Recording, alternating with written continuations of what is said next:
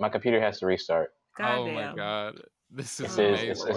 it's a frowning face that says your PC ran into a problem and needs to restart. We're just collecting some error info. Oh wait, Grandpa, you can't hear what Phines is saying, can Well, you? that's good. Not worrisome at all. I don't know because I don't have my headphones on, so that I. It's at 30% though right now, so hopefully it'll be quick. All right. I guess I can switch to Zoom on my phone until then. Just tap out. Just tap out. Yeah. Phines. Is it gonna update a bunch of stuff? It's at 40%. I don't know. It just said just tap 50% out and see how it goes. No. Okay, I'll sit here. There you are. Oh, I thought we'd have to do the show without you, Brandon. Mm-hmm.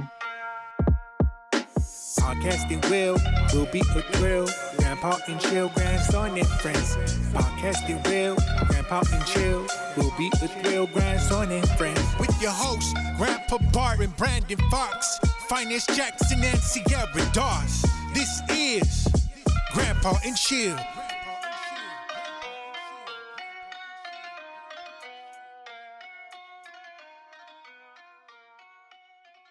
All right, so we're on. I am so happy to be with you all today, our amazing audience. You're listening to Grandpa and Chill. I'm Brandon Fox. I'm with my amazing producer, Sierra. And Grandpa, if y'all don't know, if you've been listening for the last 14 weeks, every time we do the show, it is a journey. It is a bit of a sort of hero's journey trying to get Grandpa online. And we had a surprise when we went live. Phines, his computer is going through some stuff. So It's good. Yeah, we're gonna do this live on the air. We're gonna get through it together. I'm doing good. I'm almost done. It's already restarting. It looks like I am connected. That's what I'm not understanding. Yep. Why I'm not. Something funny? Grandpa, yeah. Why I'm not getting this thing and not sure what's going on here. Hold on. Does this create echo if I take this headphones off so Grandpa can hear y'all? Hold on, I'll put my headphone on. I hear you on the phone, but I want to talk. All right, Grandpa, tell me a story. I'm not on it now. No, you're But not he on, can't but tell you a we story can right now. we can hear you through the phone. Yes, you through the phone. Tell me a story while you're coming online.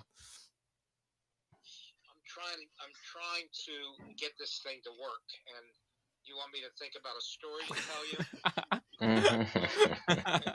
you? Brandon, stop bothering this man. You think about the questions you're asking, Brandon.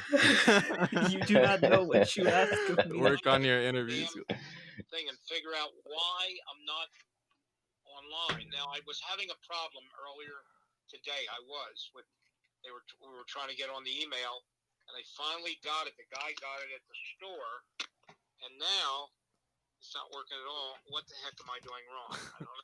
Do you have is there another way that we can get him this info, Sierra?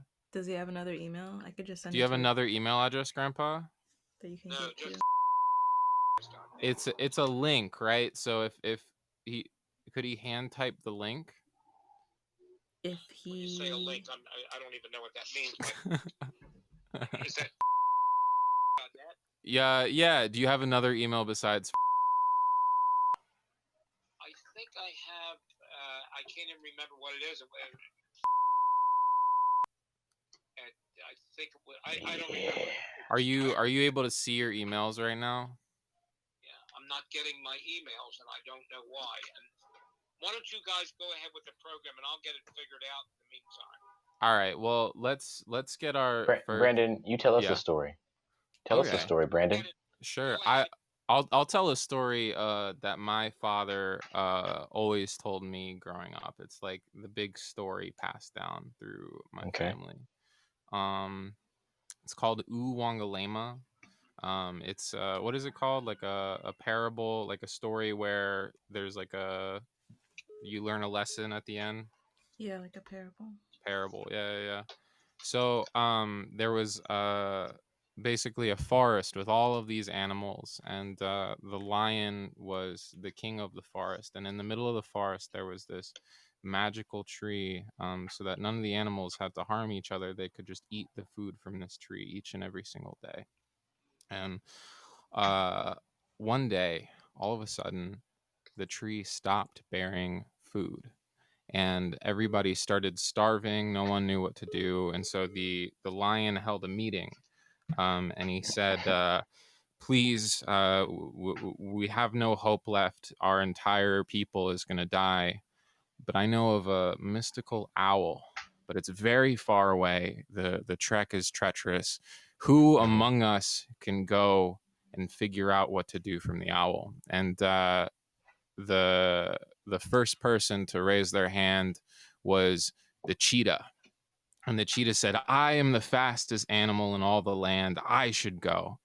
And Okay. so the lion said, "Yes, yes, go, cheetah." And so the cheetah started running, and the cheetah was able to get there in only one day and one night. And the owl said, what do you need, cheetah?" And cheetah said, "All of our people are dying. The tree has stopped bearing fruit. What do I do?" And the owl said, "All you have to do is walk up to the tree and say this word, Ooh Wangalema." And so the cheetah started repeating in his head, Ooh Wangalema, and he started running back. But halfway through, he got a little tired, and he saw a beautiful tree in the middle of the desert with a lot of shade. And he said, I'll stop for a quick nap. I'm sure everything will be fine. So he lays down, he goes to sleep, and he wakes back up, and he runs back. And he gets there in half a day, and all the starving animals are like, "Thank God, what do we do?" And he says, "I have the magic password for the tree." And he says, "Ooh Wangalini," and nothing happens. Yeah. "Ooh Wangamana," nothing happens. And he tries all these words, and he says, "I'm so sorry. I stopped for a sleep. I got tired. Someone else must go." And so the lion said, "Who among us can go?" And the elephant said, "I'm the biggest and I'm the strongest. Why not me?" And so the elephant, with all of his might and all of his power, started trotting along. It took him 3 days and 3 nights, but he made it, and he was strong, and he was fine. And he said, "Owl, please help me." And the owl said, "It is very simple. All you must do is say this magic word, Ooh Wangalema." And being so big and so strong and so powerful, he knew that it would be easy to get back and say the word Ooh Wangalema. So he's running along, Ooh Wangalema, Ooh Wangalema. And on his way back, he's so hot, and he sees this big, beautiful mud bath. And he's like, why not? So he rolls in the mud. He blows water from his trunk and bathes and is just enjoying himself, and then starts trotting back. And he gets to the tree, and he goes to say the word, and all he can think of is the mud from the bath, and he can't remember anything. He says, "Ooh waniki, ooh wanana," nothing. And he says, "I'm so sorry. I took a mud bath, and I can't think of anything else." And so the lion calls a big meeting and says that our fastest, our strongest, they couldn't do it. What do we do? We're dying. Our people are dying. And the turtle very slowly raises his hand, and he says, "I can go." And the whole forest laughs, and they say, "You are the slowest. You are the weakest. How could you ever?" And the lion says, "Silence. He is our only hope." And so the turtle starts walking, and he goes for 100 days and 100 nights, and he gets to the owl, and he says, "Owl, I am dying. My people are dying. What can I do?" And the owl says, "You must remember this word, Ooh Wangalema." And so the turtle starts walking back really slowly, 100 days and 100 nights. He's so tired and so overheated, and he doesn't know what to do. And he passes a beautiful mud bath, and he keeps on going, saying, Ooh Wangalema, Ooh Wangalema. And then he passes beautiful shade, and he's so tired he can't even breathe or take another step, but he keeps trotting along, Ooh Wangalema, Ooh Wangalema. And he gets back to the forest, and all the animals are crowding around on the brink of death. And he goes to the tree, and he says, Ooh Wangalema. and all of the branches of the tree start bearing food, and they start dropping down, and all of the animals cheer and are saved, and that's the end of the story. Wow. That was a terrible story. A terrible story? Did you make that up? No, my dad told it to me when I was a young child. Is that one of those long stories where like it helps you fall asleep? Yeah, Mhm. probably. Definitely knocked me out. This is when his dad came out and was like, I don't know what to give this kid now. He just he listened to that whole story a couple times. No, it was a good story. I liked it. We'll Like, cut can you it hear me? out. Yeah, we hear you. Finest. No. I'm just kidding. No, it was, I like fairy tales. It's good. I like that one. Mute yourself, Finest. Oh, Mute your On the Zoom. Zoom. there we I'm glad it worked though. I'm glad the restart worked. All right. Um, So we got hella people up in this place. I made you the host. I'll listen to your fairy tale story. Yeah, everybody. Oh, that's so funny, dude. That I is hope so they're all crazy. awake. Is anyone awake still? And I made you the host, so you can. Can't believe I did that live. All right. Everybody. No, you did great. Who do we got first on the... I was waiting for everybody to die. That was kind of. I was like, how long can you go without your tree food? Sierra's just stabbing me in my childhood right now. I know. So first up, There we was have no Diane. action. Yeah, where were the explosions? Plenty of suspense, no action. I was waiting for everybody to either die, or I thought they were going to actually start eating each other. I didn't know if this was one of those like origin stories, like all the animals were like herbivores until that turtle. I did preface Yeah. my dad used to tell me this story when I was 5. Yeah, that was a go to sleep story. The first thing I thought of was like, what does the owl eat? Does the owl get free range to like eat anything he wants while everyone else eats from his tree and needs the tree? Oh, I was man. trying to sabotage everybody. It's like, Nothing is sacred on this show. No. Just for the guests that are listening, when you open your heart, it'll get sliced up.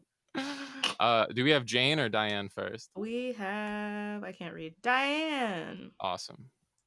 Diane. Yes. Guten Tag. Hello. Welcome to the show. I'm just waking up from that story. Sorry. Damn. Oh, Let me get a better I love light it. on me. I love to see This is it. going to be titled The Roast of Brandon. We are out here. Very sweet. Aw, thank We you. are out here. Yeah. So our amazing grandpa is with us, but not online right now. Have you, Diane, ever experienced sort of being left behind by how fast everything's moving nowadays? Oh, you mean technology-wise? Sure, yeah. Well, I am a little offended that people, make fun of us boomers about technology, because I was using the earliest computers back in the early 80s. So I've been on board for all Calculators? the changes. Calculators, handheld calculators. Yeah, but like when you would type something in Word, you couldn't bold it. You had to put in symbols to make it bold, things like that. No internet. So, Wow. Yeah, you were coding. yeah. So I've had to keep Yeah. up. Sure. Well, thank you for being online with us so seamlessly now. Thank you. Yeah. I will say Grandpa's, what have we been doing this? 14, 15 episodes now. It gets harder every week. Like, just getting them online. No, he's great. He's very patient about it. Yeah. Yeah. So you are not from Backstage. You are from a podcasting network, actually, right? What, me? Yes. A podcasting network? Facebook, I believe, or Oh, podcast. yes. Yeah. Yes, I found out about this through a Facebook group. Awesome. Yeah. So you're a big podcast aficionado. Oh, yes. Yeah. I have over 100 of them that I Whoa. listen to. Have you ever done one yourself, or this is the very first time? Wow, that's so amazing. We're so happy to have welcome. you on. Yeah, thank you. Yeah. It's fun. Have you ever thought of doing a podcast yourself, or are you just a fan? Just a fan. Okay. I'm just a fan. Though now you got me Wow. thinking about it. Yeah, Sure. you're pretty funny. You came in with the fire. Honestly. Um, Yeah. Good. What? I have a In my question. Zoom meetings Sure. at work, nobody laughs at my jokes, so thank you. Thank you. They're probably Just- jealous. Hayden. I question though, since we're talking about nighttime stories. What do you do to fall asleep? Or what do you like? Do you I listen to have any? podcasts like all night. I just put it on the playlist. There's one I Mhm. like to listen to called Expanded Perspectives. Have you guys heard of it? No, It's but these why do you two like it? guys. It's these two guys from Texas who talk about like Mhm. cryptids and finding paranormal things, and their accents are just so awesome. It's just these two guys, talking to each other in this accent. So kind of lulls me to sleep. Mm. Have you learned anything as you're going to sleep? I'm sorry. You- I've learned there's a lot of Bigfoot sightings in Texas, apparently. Wow. Do you believe in According to Bigfoot? them. I'm not sure. Well, I think that could be a possibility. Yeah. Yeah. I think You for know. sure there was a Bigfoot-like animal long, long time ago, and then that sort of that story held. Huh? Can you guys Is hear that me? Brandon? Yeah. Yeah, Okay. Yeah. You stopped midway through. We're listening intently. Oh, no. we fell asleep again. Damn. Yo, have you ever done comedy or watched comedy, Diane? No. Never. I listen to Keith and the Girl. They have a lot of comics on. Do you listen to that Who? one? No. What is Keith that? and the Girl. It's called Keith Keith and and the the Girl. Girl. Yeah, they All have a right, I'm lot gonna of. write that They're out down. of New York. Yeah, they have a lot of. Well, mostly New York-based comics, but Sure. All right, where are you from? New Jersey. Oh, cool. I'm also in New Jersey. Ah, Yeah. whereabouts are you? Monmouth County. Oh, I'm in Mercer. Oh, very cool. Amazing. So, Yeah. where are the other guys from? Chicago. New Oh. York. Oh, wow. Okay. Yeah. Yeah. How did you start this cast? So my grandfather called me up about 5 months ago, and he said, "Have you heard of this new thing called podcasts?" And I was like, "No, Grandpa, tell me about it." And he decided, why not start one? And I had already sort of reached out to Phines, and we had recorded something even previous to that. And then we looked for a producer and found Sierra, and long story short, here we are, so Great. Tale as yeah, old as time. for sure. Yeah. So at the start of every show, we usually sort of go over a topic or theme, and I was kind of thinking for this episode, I've been thinking a lot about being an adult and still being like a child, like parents who have children that are adults. Do you have any kids, if you don't mind me asking? Or yeah, just like the relationship of how like being a kid changes in some ways with your parents as you get older, but in other ways not, and I'm curious about your experience on that. So Yeah, because my mother's 91 now, so that kind of oh, switched. Yeah. I wow. had to start taking care of her and, laying down the law about certain things, but it's kind of different. I mean, I have nieces and nephews, but when you're an adult doing that to another adult, it's not quite like doing it to a child. Like people will tell you when your parents get older, well, you have to treat them like kids now, but no, you can't, because they still have, you still have to respect their age, and Sure.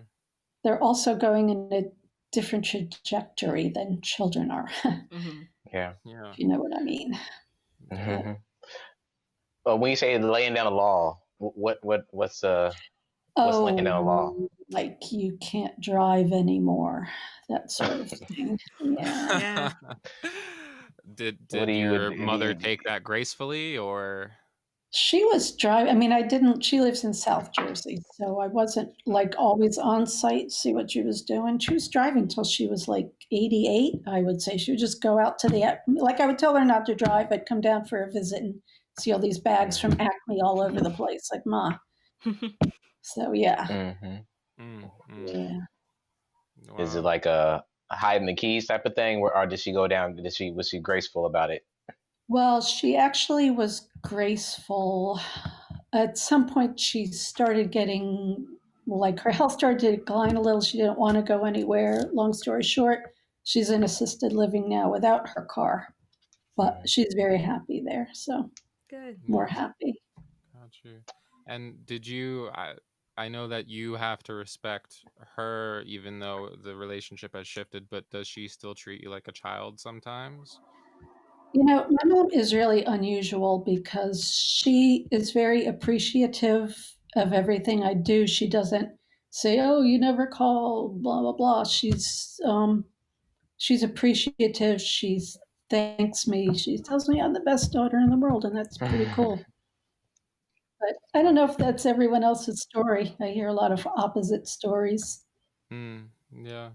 I always wonder, like, when is the last time, like, a parent treats their child like a child, like Yeah, that's a good infantilizes them, or question. I mean, some parents maybe always. I mean, Mom did do that for a long time, sure. just in sort of worrying or telling you how to wear your hair or something like that. But I think it probably depends on the parent, the relationship you have, whether you can start giving it back to them when they give it to you, kind of snap them back into line. Yeah. Any advice for someone who's in their 20s going through that transition, You mean with their parents Yeah. treating them like a kid? Sure. Oh, yeah, I did have to do that at one point because my mom is very bossy. So you just have to have a sense of humor and say, okay, look, this is the way that's going to happen. Yep. Sierra's nodding. Do you have a mom or grandmom like you're going to do that with? Yeah. We're basically like, well, when she started working from home and I was just at home. Oh, Tom has not used Zoom before. This is going to be the technical difficulty episode. But, Sure. My mom and I spent like a lot of time at home when she was working from home. And so we just, lots of bonding, lots of figuring things out, lots of new stuff. So it kind of does feel like that, like new dynamic kind of stuff. All on the positive side, though? Yeah. That's good. Yeah. What about you, Phines? My parents and all that and the relationship. Now I have a really good relationship with my mom and my dad. My dad's probably my best friend. I mean, our conversation can get like, my dad talks too much, but so can I. So, it's times where I don't want to be like, I don't want to hear this, a conversation I know is going to go on for a long time. But for the most part, I'm pretty cool with our relationship with my parents. Though I did learn something interesting new. Something new recently about like, I would like to ask you, Diane, about it used to be a time when everybody would stay in the same town and with their all the generations, and they would be able to take care of each other and yada yada yada. But now it's rare because we're all moving from where we're from because there's more options and whatnot. So there's less family taking care of family. Are you and your mom in the same state? Are y'all We're about an hour apart, but all the kids live in different states now, Texas, New York, Philly. But my grandparents were immigrants. They came over in the 1920s. They couldn't go back home. They didn't even have telephones in their village. So the idea of having to leave and have people scattered, it's sad, but we realize that's kind of our heritage too. And it's great that we have technology to keep in touch. We can FaceTime Mom and set up Zoom meetings. So I think it's okay. Sometimes if you're too close to families, it can be not good also. So, Yeah. yeah. Like Yeah. I didn't No. want to glorify those, oh, we all lived in the same blah, blah, blah. That is not always the best dynamic, you know? Yeah. No. I get it. One part of me feels guilty because I moved away from home, and I'm like, oh no, I should be taking care of the family. But another part of me is like, I don't want to Mm, be at home my whole life. I know. Where's your But family? Indiana. Oh, wow. Yeah. Yeah. I mean, it was hard when I lived even further away. Yeah, I would feel bad if I couldn't get to mom quickly. Oops, sorry. But It's okay. Yeah. yeah, it's always going to be something, I guess. Just how Yeah. life is. It's always kind of. I feel like it's an awkward conversation talking to your parents about like, hey, in a couple of years we got to figure out if I'm gonna come back home and take care of you, or if you're gonna move here. And it's kind of like that, like a little. I know it's a long ways away, but it's kind of weird to have those conversations of like what's gonna happen and No, it's all good that. to think about it early. Like, do your parents have a strong sense of community where they are, like a lot of friends and so on? No, just family. My mom's pretty close Yeah. with her family, and my dad keeps to, I'm his friend. So So it might be hard for your mom to leave all those other family members yeah, if she went to you know what? Indiana. I hate to talk about parents as like anything other than, but I'm like, I don't know. I don't think old people from Indiana are gonna have a good time in like New York. It just doesn't seem like Are you like they're right gonna in the be. city? Yeah, I'm in the city. I don't want them in a small apartment. They'll just complain. If a complaint Oh, is a yeah. deal right now, yeah, you don't want to hear it. No, no, No, they can't do that. They're not going to do that. They're not going to be no, walking all yeah. those blocks and saying, "No, it's only Oh 10 no, blocks away. It's nothing." Yeah. Yeah. yeah, I that's mean, mom funny. couldn't move in with me because I only have like one room. I mean, that's the other part of it, the way people live now. And we can't stay home all day and take care of them like Yeah. in the olden days. So um, I think you're going to be moving back to Indiana. Boo. Probably so. Yeah, you're right. Nah. New All you need Jersey's is interesting. you just need to plant a grandbaby somewhere, and your mother will want to be near that grandbaby. She'll Oh make it man, work. that's an expensive tool to get my parents to get to move up here. But maybe, yeah, yeah. I love that term, plan a grandbaby. I've not heard Yeah. that. Start using it. Grandbaby Like ain't going moths nowhere. to a flame. Yeah, oh, I you're feel right. like everybody in New Jersey goes to Florida. That's like a big sort of It's a pipeline. yeah, big Yeah, they pipeline. go to Florida, but like a lot of people my age are going to Asheville, North Carolina. That's the new hip spot Oh, Whoa. for really? people to go to. Yeah. What do you think it Yeah. is?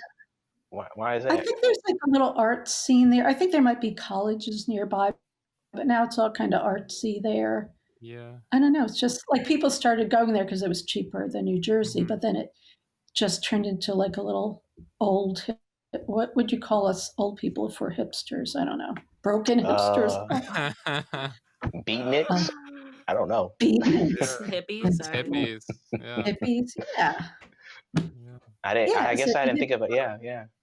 Yeah. When I was in Hmm. Nashville, I saw a lot of people in their 20s who were very hip, but okay. yeah, that's cool that other people are moving down. I bet the Yeah. new cool thing is going to be hanging with your grandparents. So Yeah. It's it'll be a We're hipster spot. trying to start it here. That's Oh so yeah, cool look, that you do we that. did it before it was cool. Yeah, we're ahead of the curve. We know That's what's so up. awesome. Will we Yeah. see Grandpa? Will I see him on camera, or is he having That's trouble? I think if he doesn't get on in the next couple minutes after your slot, I'm gonna put a pause to the show because it feels almost dirty doing this without him. You know, Aw. Mhm. It's like, yeah, what are we doing? sacrilegious. Yeah. It's just a bunch of squares on a Zoom Yeah, call. this is Like, every it's other just a bunch of podcast freaks ever, on Zoom. for real. Aw. I can Like, call him, and you want to say hi to Grandpa? Yeah, I want to say hi to him. How old is he? 80. I don't know if he's cool with me saying that for him. Is But there a grandma on the scene? okay, we can talk about him Sierra behind his got back it. for a second. My grandma, who was married to him, they got divorced when they were in their like 20s or 30s, and I think he got remarried and divorced again, but he was single for like 40 years, And I was like, oh, Grandpa. And then he was on like Match.com like 5 years ago or so. He just celebrated his 5th anniversary with his Oh, that's so new nice. wife. Yeah. And That's she's so nice. so sweet. She's Oh, amazing. And he's just like a really nice guy. So I'm happy that he's not alone, you know. oh, that's But great. Does he live near you? Philadelphia, but with the pandemic, like this is the only way to see him, like literally. Yeah. Oh. So, He ain't playing. Yeah, I'll talk to him. but all right, let me call him.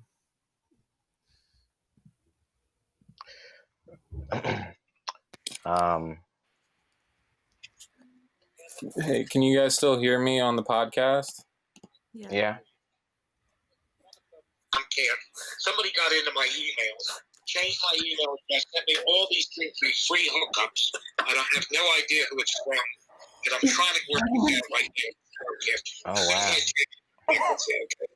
wow. Wait, Grandpa, you're... What? And I got a bird on me that bit me. I got to get off the line. As soon as I get on, I'll get on. What? Okay. Okay, bye-bye. I love you. Wait, oh, you gonna do No. it? Oh no. Oh, no. What happened? Did he get hacked? Someone, Yeah, it looks someone like it. hacked Grandpa. Bro. Oh, And he only has one email, bro. Oh, no. What did he say? Free hookups? Yes. Oh no. that's awesome. Ah. That's so funny. You know what? Oh my god. You know what? What? I bet What? it's our fault. I bet it's my fault. Why? Oh, He no. always has his email on here.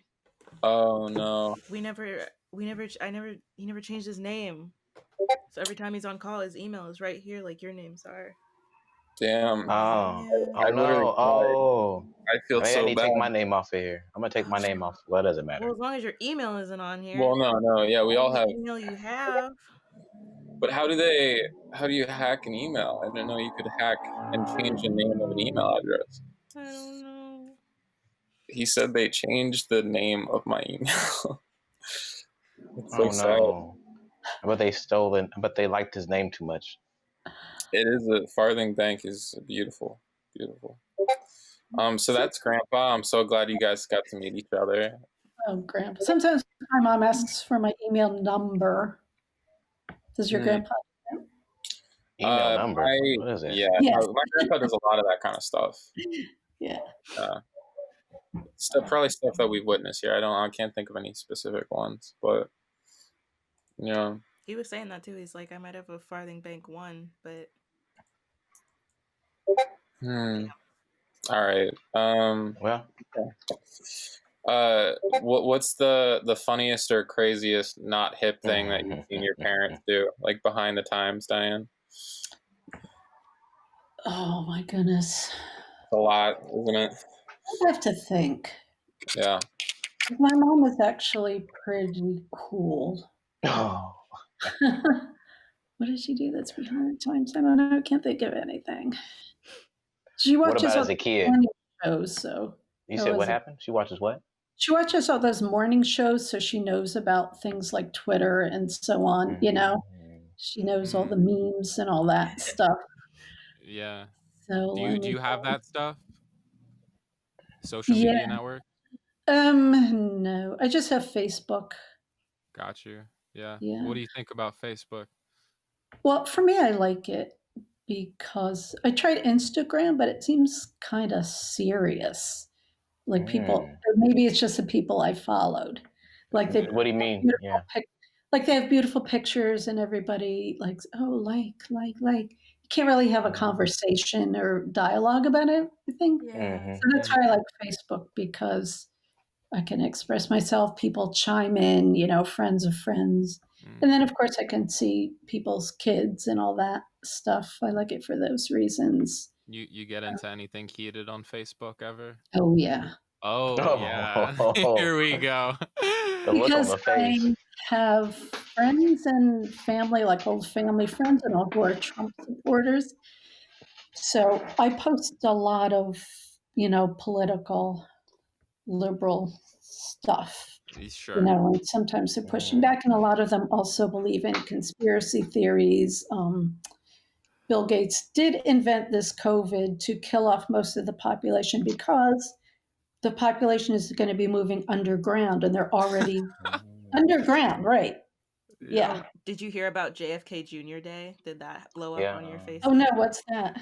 So this was like a week or two ago. I was minding my business on Twitter, and JFK Jr. was trending. And I don't remember, maybe it was the 17th. It was some specific stupid day they marked, and basically that was the day that was like foretold that JFK Jr. would not only come back from the dead, he would do so for the sole purpose of joining Donald Trump on his ticket, replacing Michael Pence as the true vice president of the future. Why are you moving your hands like that? It sounds like Because that's what I imagined as I was reading it. it's 1+1. Okay. And I See thought, there? this is so stupid. This doesn't even like what, but why and where and how. But then like I was like, this is some made up, one of those made up, because sometimes people will just like make like things up as a meme on Twitter, and like yeah, they'll just or get a like meme, they'll just get a trolls or joke something. trending. Yeah. Trolls. So I was like, this is so stupid, and I kept scrolling down, and there was merchandise.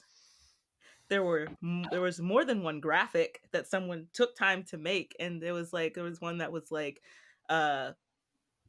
it was like JFK Jr. 2020, but all the zeros were Q's because it's part of the QAnon thing. Lots of almost creative stuff, and I was like, oh no, this is bad. That's what that I mean, QAnon, they make up that stuff just to jerks or something. There's a lot of money to be made too. I feel like people are profiting off of. A lot of money. Yeah. Hey, Diane, I have a proposition. Would you like to fill in for our fourth slot, and we can get other guests on while you stay on? I mean, it's up that'd to be you. fun. Okay, because we're past. Do you want me to be Jane's time. grandpa? Yeah. Other people will have to call you grandpa and Playing the role of grandpa today. Oh, that's so amazing. Got a nice stand-in. All right, Jane.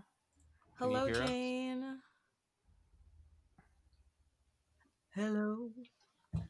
Hello. Okie dokie, I'm here. Hey, have you ever been able to change somebody's mind on the Facebook?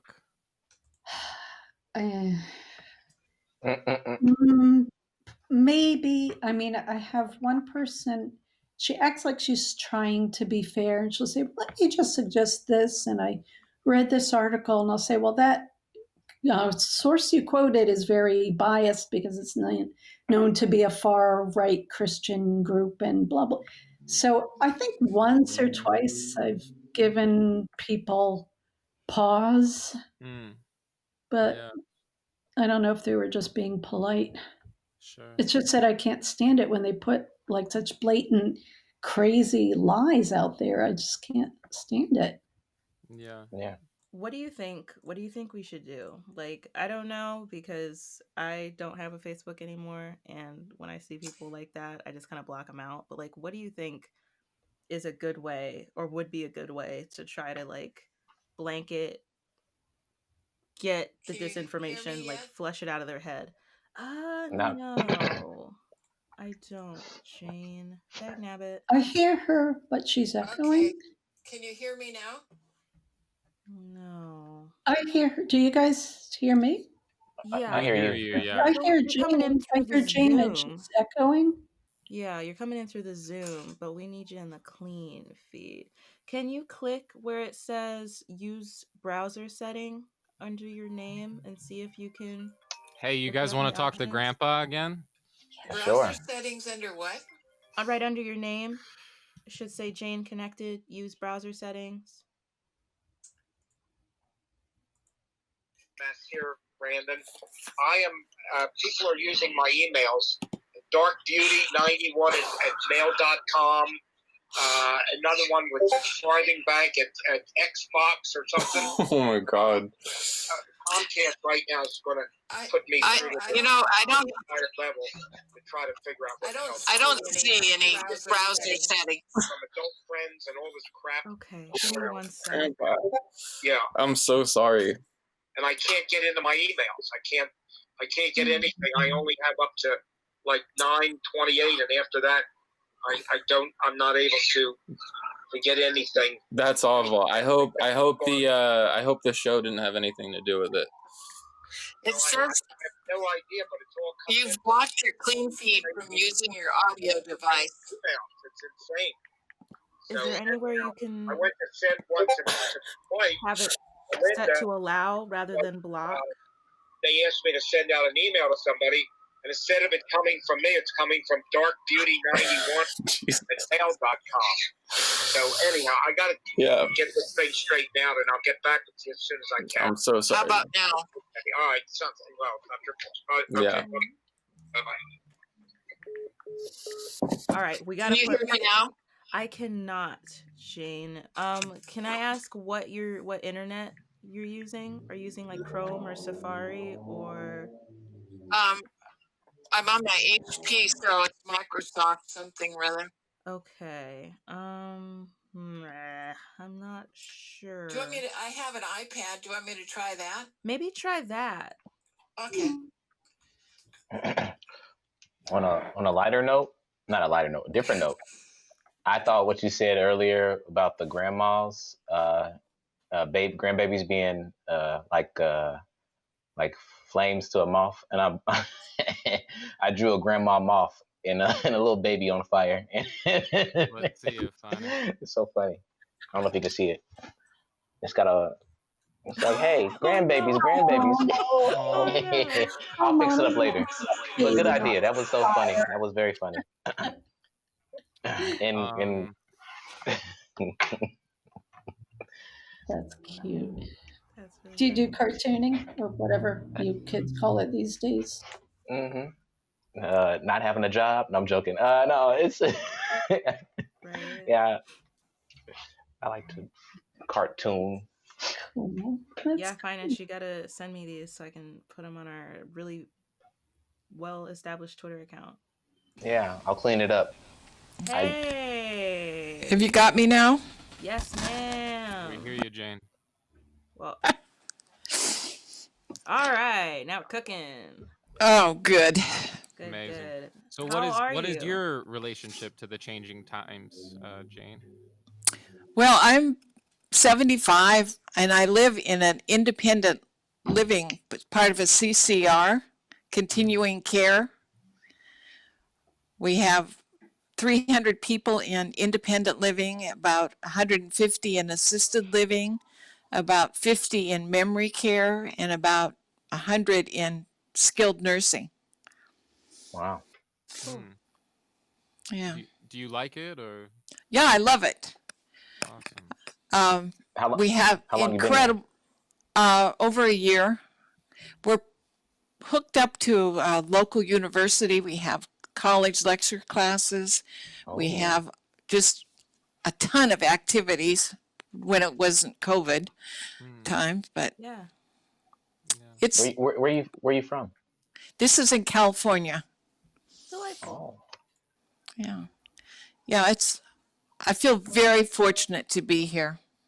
Did you come up with the idea to sort of transition there, or?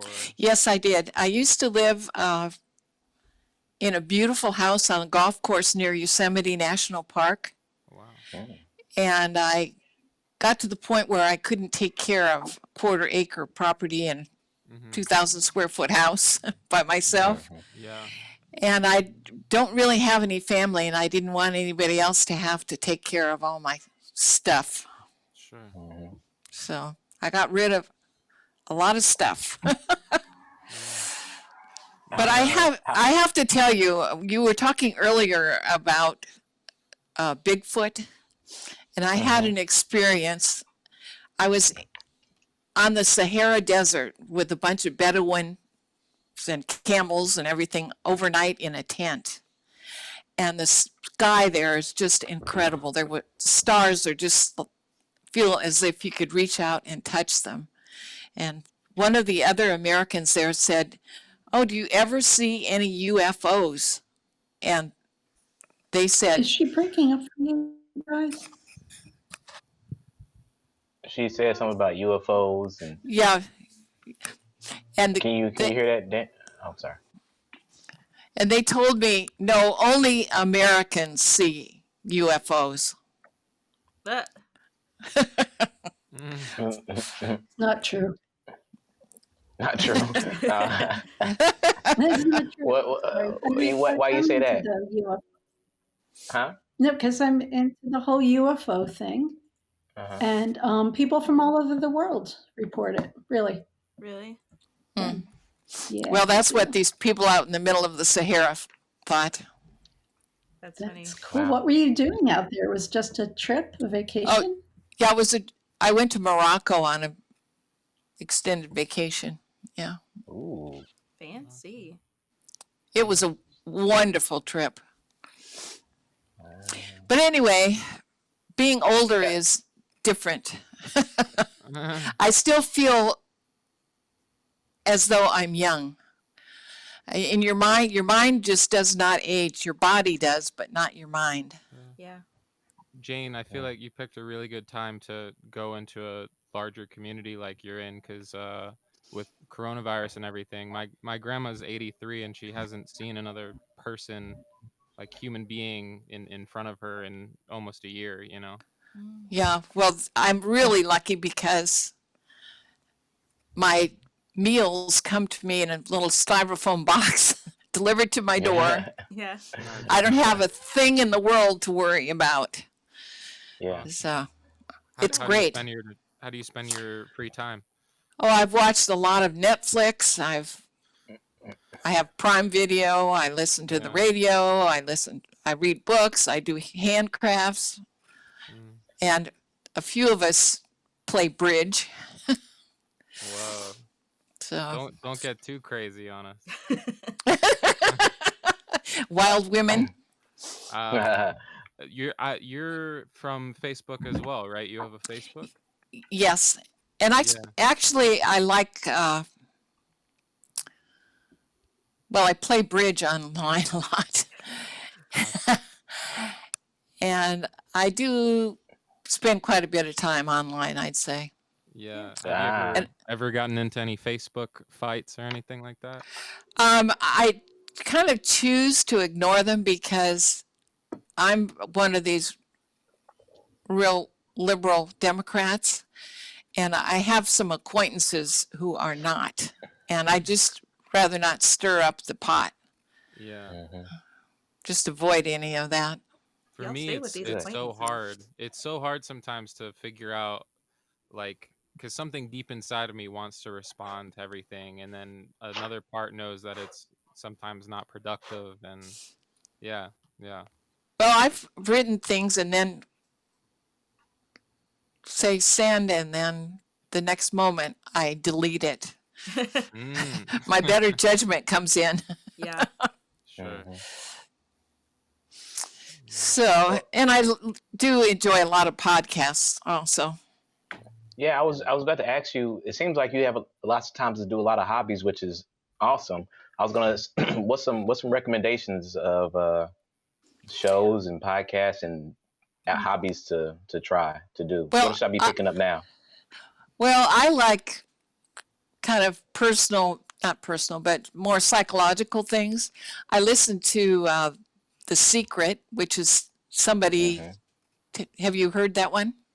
I think that's the second time. I think another one of our listeners listened to something with The Secret. Yeah, and I like things like This American Life and oh yeah, and some of these Criminal Junkie and Court Junkie. It is. What do you get out of The Secret? That's a self-help podcast, right?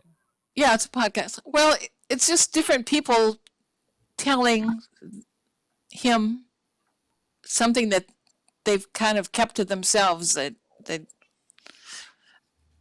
like people like stealing candy or something. They've never told anybody they did that.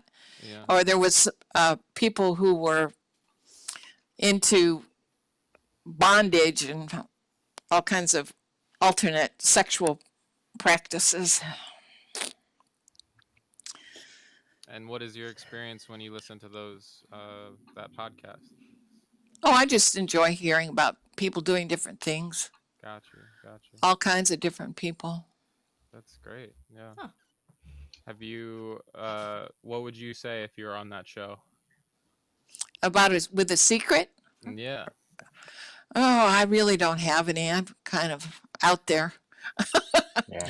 She's saving the good stuff for when she's on the show. Don't Yeah. don't let her fool you. Not tipping my hand. Not He's like, I'm not giving you the nice good try. stuff. Nice try. No. She's like, Grandpa's not even here. I don't even. Mhm. No, nice try. Yeah. Wait till the book comes out. Yeah. Exactly. It's rather, I see Diane on the screen, and it's rather amazing.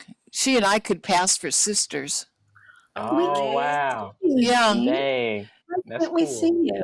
Do you have a video camera, Jane? I'm I'm having a bad hair day. Oh, Okay. no problem. No problem. Respect. I did that last week. I was like, don't worry about it, guys. Yeah. Okay.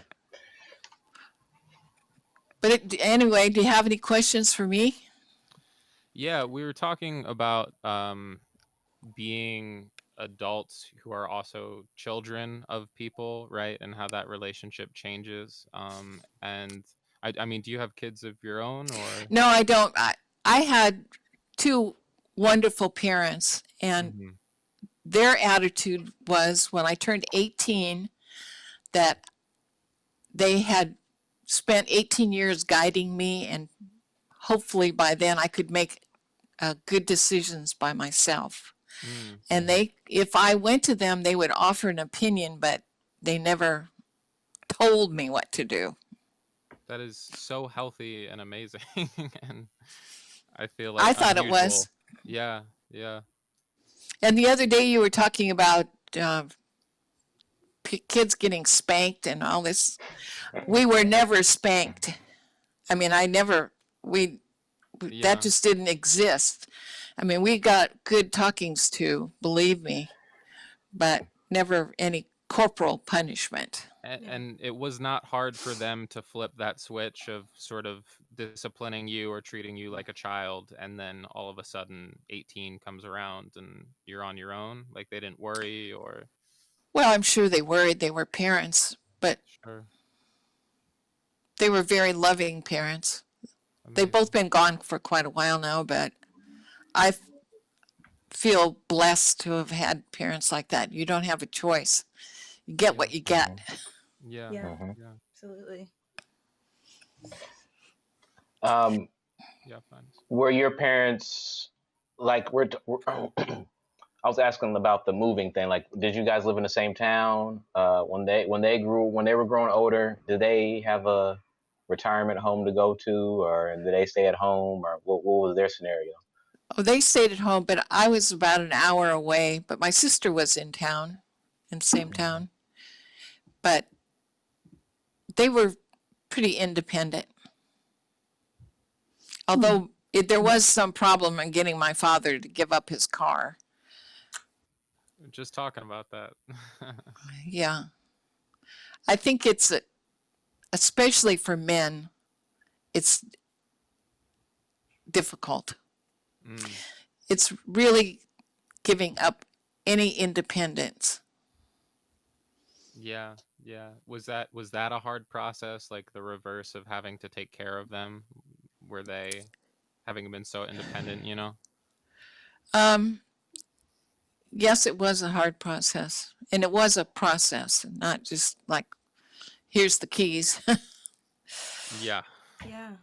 And it's interesting, people here, there are a lot of people in my community here who are in their 80s or 90s who are still driving.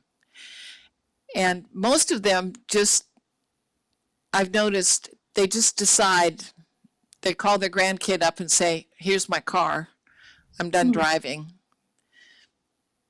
So. Yeah. After it's totaled somewhere on the highway or.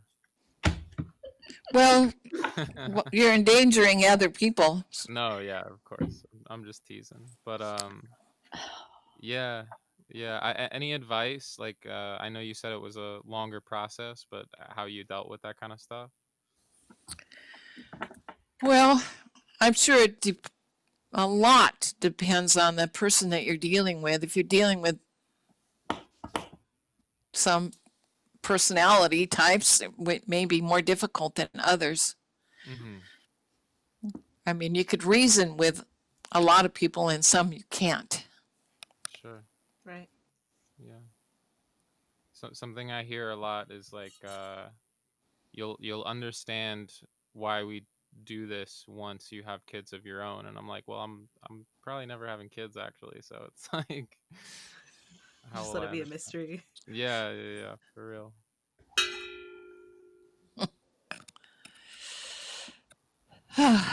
Yeah. We have our next guest on the line, Jane, but I Okay. really appreciate you coming on, and I hope to see you soon if you would like to be on. So Sure. I'm sorry about all the computer difficulties here in the beginning. Trust me, it was Lady. not Computer totally you. difficulties. It was Yeah, the second idea for a name on this podcast. for real. So Don't worry about it. Okay, well, have a great afternoon, evening, You too. awesome. and thank you. Thanks. Cool. Bye. And we Bye got bye. Narissa on, yeah. Narissa. Waiting so patiently, Narissa. Yeah, for real. Thank you guys who are waiting. Narissa. Hello. Hey, we All can right, we're gonna- finally like see you. Right? All right, we're gonna do it again. Some going on with Clean Feed, not participating today. We got it. Oh, God bless America. Ah. We got it. Huh. I love it. Hello, you wonderful people. Hello, you Hello, wonderful how are person. you, wonderful How you person? doing? Yeah, Good. Nice to finally see you guys in the flesh. Right? nice to see you. I'm so glad I didn't not wear my flesh. I thought about it. Really? So you just took it off and hung it in the closet, huh? I Supposed to usually say do, and you then I was out like, of let the me flesh. put this on just in case someone sees me in the flesh. Don't want to see me any other ways. Mm-hmm. How are you doing today? I'm good. I'm in recovery mode. I'm just here. What are you My recovering body from? aches. So I'm a dancer, and we just did a national campaign, and plus we have rehearsals. We did a workshop in Atlanta. So I'm over here like, is this still my body? Is this still what it is? But Ooh. I'm okay. It's just recovering. It's normal. Yeah. Good recovery. Cool down. Yeah. The soreness. You know, I was thinking about from the last person that called. I don't know if you heard, but they were talking about like losing your independence and whatnot. I've And been the on the first thing whole I think time. of Let's is, go. oh, well, good that you've been listening. And I'm thinking like as I get older, I'm gonna be happy for them days I feel so like I'm gonna look forward to those days I was sore because you know it seems like a pain that you won't be able to be as independent because you know I'm getting older. Yeah. Well, when it comes to the independence thing, this is my view on it. I, growing up, you already know I'm international. My parents are still living in Trinidad, all that good stuff. I kind of forced my parents to loosen the reins a lot because my mindset was if I get into situations or I get into problems, I have to be able to handle it. My parents' situation, well, their mindset on the other hand is use us while we're here. If you need help, we're here to help. And I said, yes, I get that. But let's say I get in a situation. You help, everything is cool, everything has calmed down. God forbid when you leave this earth and I get myself into the same situation or the same situation occurs. How am I going to handle it being that you all aren't present anymore? That's like a blow to the emotion. So I phrase it to them and let me handle the situation, see what comes out of it. If it's all well and good, we all right. We don't have to worry about anything else. If it's something that steamrolls into something I can't handle, then I need you all to jump in. Right. Are they buying that? Yeah, they are. That's So good. if they haven't like, there's been kickbacks, obviously, but it's like it's almost like teaching kids how to count. Repetition, and then they're like, oh, okay, I get it, I understand, and But you they cool with use it. the word force, right? You're forcing them to. Yeah, I forced them to.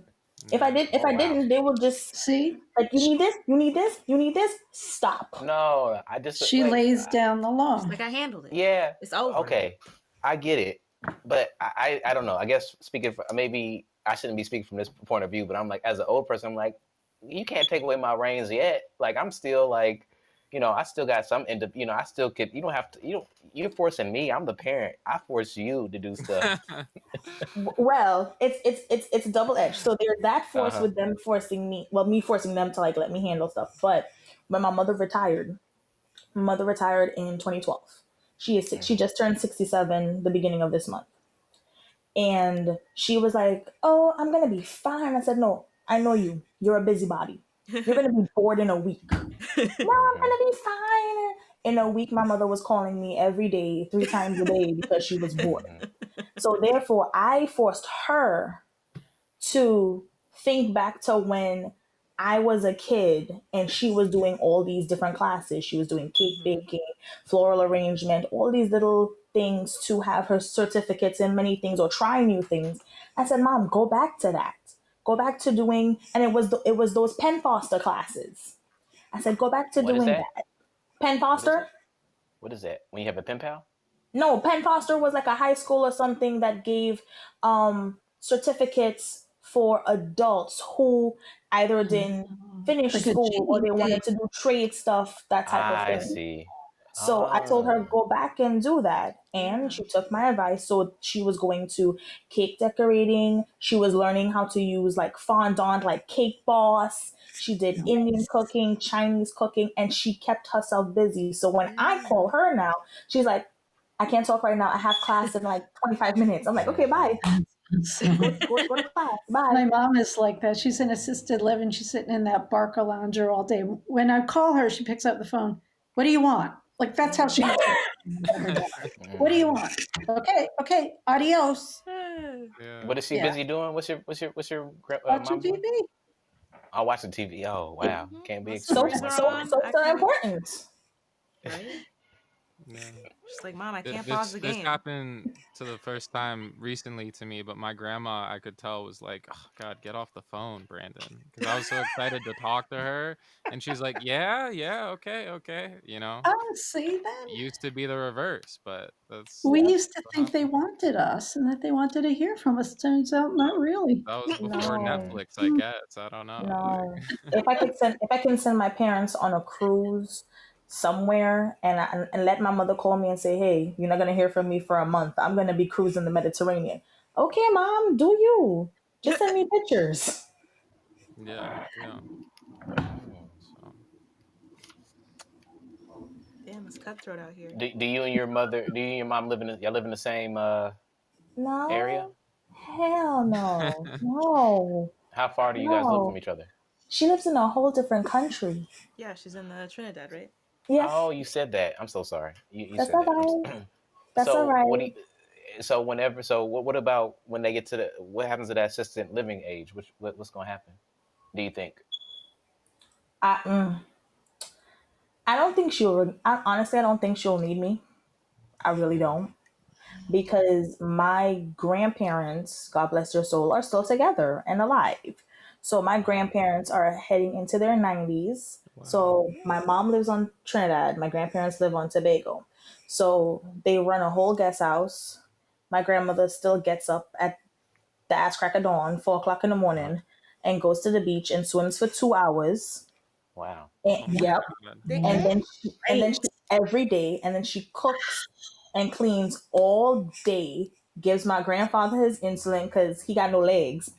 And yeah, goes to sleep, does it over again.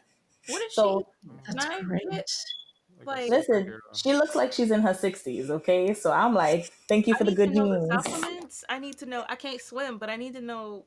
Give me like a Mm.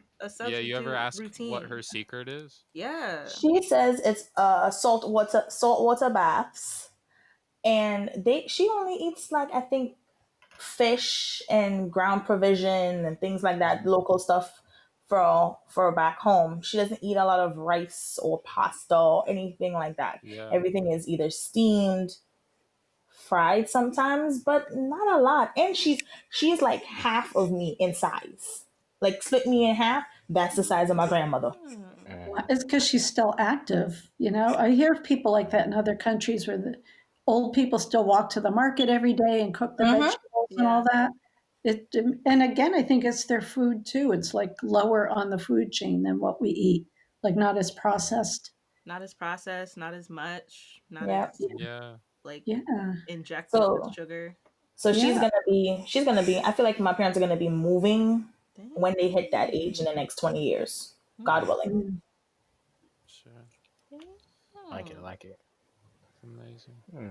I'm gonna put that on my mood board. I'm looking at Sierra's face like she's like, what is the I'm secret? shook. I'm like, I'm I'm taking I'm notes. shook. I was like, you said that, and I was just thinking, I was like, you got like a whole box of kosher salt in a cabinet. You could You start you better some jump in things. that bathtub and take an Epsom You salt could, bath. you could start some things right now if you really Mm, wanted to. mm-hmm. It might be the swimming.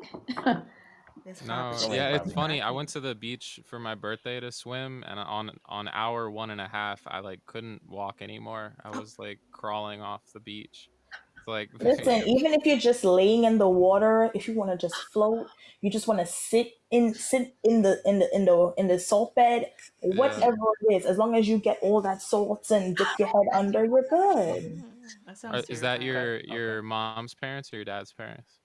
My mom's parents. Got you. Is her relationship with them like super chill, like good? Like, are they? Does she take care of them at all? Like, wow. My mom is the first of seven. So in my mom's mind, there's six other kids to take care Sure. of them. Wait, she has Yeah. 7 kids, and she My doing grandma, that? no, my grandmother has some. Yeah. Yeah, like it's easy. Yeah. Girl, So she's out going of on my mood board. out of all my grandmother's kids, so my mom's the first. She lives in Trinidad. Two of my aunts live in Trinidad.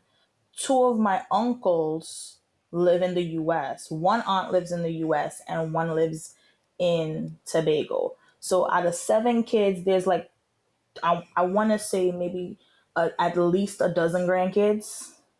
Mm, At least because my uncle already has like 6 or 8. Oof. yeah. And yeah, it's a whole thing. But my aunt Vilma takes care of my grandparents or anything that they need. So with everybody else, it's kind of like, in the words of my mother, "Mommy, you need anything? No? Okay, cool, bye." That's it. Yeah. What's the coronavirus situation like right now? So Trinidad borders are completely closed. Mm. No one in, no one out. She's staying at home. She says until her house is devoid of food, she is not going outside. But that's about it. The borders are closed. Nobody in out. Has it hit No harder to cases. you? In the beginning of this whole pandemic, it was if I'm not mistaken, 161 cases, no deaths, but half of them were recovered. And I think the other half went asymptomatic, but nobody knows. Since then, they closed the borders, they canceled all cultural, religious celebrations. Carnival next year is bye bye. It's Gone, not yeah. happening. So sad. But that's about it. Everybody's just taking their precautions. My mom said when she goes into the Capitol, they have on their masks and they're taking precautions, hand sanitizer, everything like that. So they're taking it serious. But at the end of the day, if they want to party, they still gonna party. Just make sure you have your mask on your face. Sure. And I mean, if it's like New Zealand where it's like if it's so shut down that there's no flights coming in and out, like you can go back much quicker to like normalcy, you know? If you Yeah. actually control the spread of the virus stops spreading, and then you can go back to living your life. It's like, Yeah. could you imagine? I can't. What is life before Corona? It's I just a don't myth. think- It's just an old wives' tale we tell the kids to make them smile at night. I don't know if you heard my story at the very beginning, but it kind of feels like that. I wanted to know what the story was because I came in and then it was like pick on Brandon Day or something like that. And I'm like, why are we picking on Brandon today? Go back and Oh listen. god. It was a great story, I'll be honest with you. Bro, I it was wasn't- like I wasn't Ricky Tikki appreciated. Tavi, but without the dope mongoose fight at the end. Like, I'm What? done. I have not heard about that story. you don't know It Ricky reminded me Tikki of Tavi? Rumpelstiltskin. Rumpelstiltskin? Rumpelstiltskin? Yeah. Because they had to say someone's name correctly to say something. Okay. I'm sure there was a lot of turns that are different from that story, but I was like, It you gotta reminded remember to me say of something. Star Wars, but it's like. Oh, did it? Was No, the I don't because know. he fell asleep through a couple of movies or no? Okay, It was sorry. Fantastic Beasts and Where to Find Them. Damn. Fell asleep through all those. Bro, you don't even know Ricky Tikki Tavi. I don't even think I have that anymore. What? No, I have not even heard about it. I had this really like fat children's book, and it was like really pretty. Like the pages were like had like a little gold edge. Like it was very elite. It's like the most elite children's book we had, and it was it had all kinds of other crap in it. It had like some Rumpelstiltskin, and it had like some kind of rodent related Cinderella. A lot of animals in there, but it had Ricky Tikki. It was like things that were similar to like normal stories, but like they weren't quite. But then it had like Ricky fables. Tikki Tavi in there. You know what? Let me look it up because I'm not gonna get it right by memory. It's a classic, I think. Ricky Tikki Tavi, yes, by Rudyard Kipling. Let me tell you guys something. That's why it sounds so familiar. It's a Kipling book. The story follows the experiences of a dope-ass mongoose named Ricky Tikki Tavi. After he becomes the pet of an English family residing in India, he becomes friendly with the other creatures in the garden, and he is warned of the cobras, Nag and Nagaina, who are angered by the human family's presence on their territory. And Nag enters the house bathroom before dawn to kill the humans and make Ricky Tikki Tavi leave so that their babies can live in a safe place. And Ricky Tikki Tavi, what do you call it? Flanks that freaking cobra, and they fight. And then the dad kills Nag with a shotgun, and Ricky bites the hood of the struggling male cobra. It's freaking metal. It's this metal story about mongooses and cobras. It's in a child's book. Yes, and I remember that would not have put me to sleep at all as a kid. I would say just notice how everyone sit at the edge of their seats with this story compared to your story, which you were like, oh. Okay, wait. Okay, so they killed the male cobra, and then the female cobra is like grieving, and she's like out for revenge. And so she's out for revenge against the humans, cornering them as they have breakfast on an outdoor veranda. And while she's distracted by a female tailor bird, Ricky Tikki Tavi destroys the cobra's unhatched brood of eggs, except this is for so one. much killing for a child's book. And honestly, he basically is holding this egg ransom and telling Nagaina, girl, don't you come up in my space again. You see what you saw and get gone. I don't want to see your face. I don't want to hear your name on these Indian streets. Get.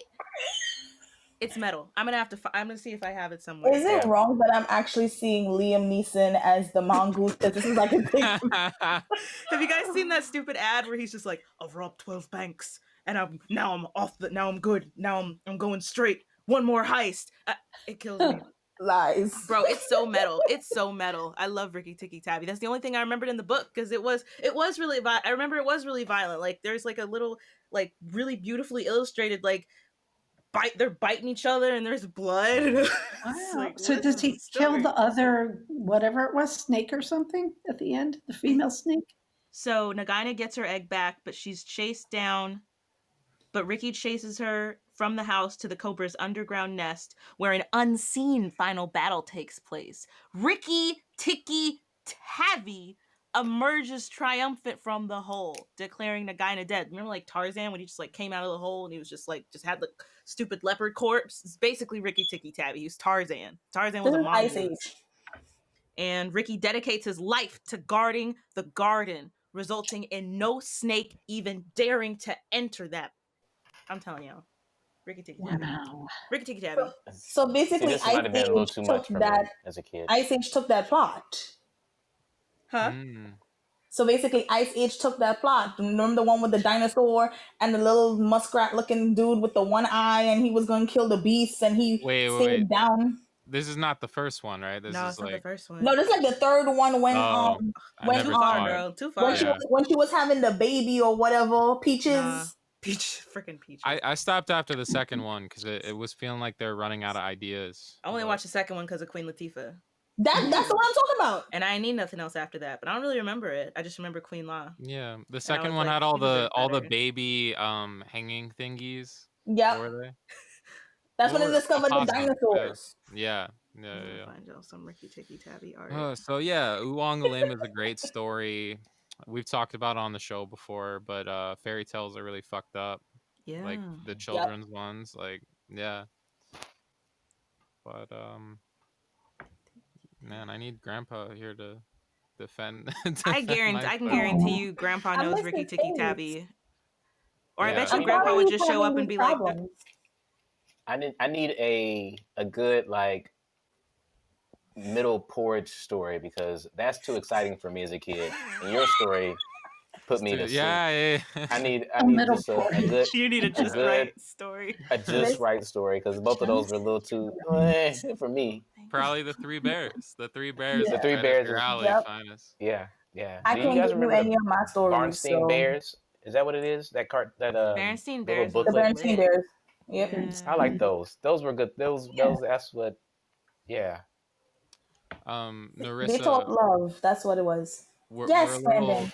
Oh no, we're a little over time, and Tony's been waiting for a while. But do you have any stories that you want to tell before we hop off? Anything that you were told as a kid?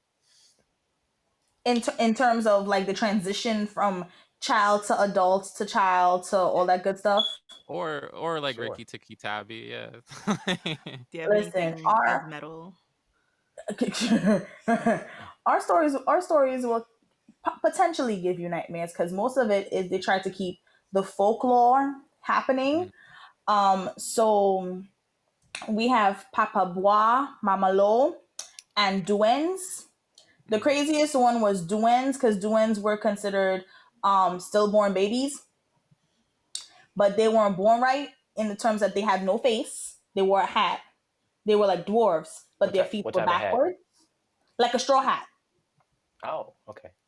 and their feet were backwards, That's and scary. they tend to lure kids away from their parents. So one of the things was if you know you're by yourself, but you know how sometimes you feel like somebody's calling you, or you thought like, or you hear it like, oh, maybe somebody's calling me, and you answer. They said don't answer. If you know you're by yourself but you hear your name, do not answer it. I like that. Yes. Is this it? Oh, Yes. That it. Look at you for spelling Duen correctly. Yes. That is Yeah, scary. I definitely spelled it wrong. My drawing's almost close to it. Bro, I don't Yep. like that. Wow. I don't like that. I don't like that. Yeah. I Feet are wouldn't freaking answer me someone out. with backwards feet. There's I don't like Duen. that. Papa Bois. He is kind of like the guardian. BOIS. BOIS. He's kind of like the guardian of the forest. Oh, that's Yep. the woods. Wow. So he protects the woods, he protects the animals and whatnot. But he will capture and torture you if you decide to burn the forestation, mistreat the animals, things of that nature. Yeah. So he's like Swamp Thing. Yeah, basically. Yeah. So that's the male one, and then the female one is Mama Lo. So Mother Water. Oh, Lo. These are like French words. I know. They're all Yeah, French, I know yeah. what Moiwata is. Yeah. Leau.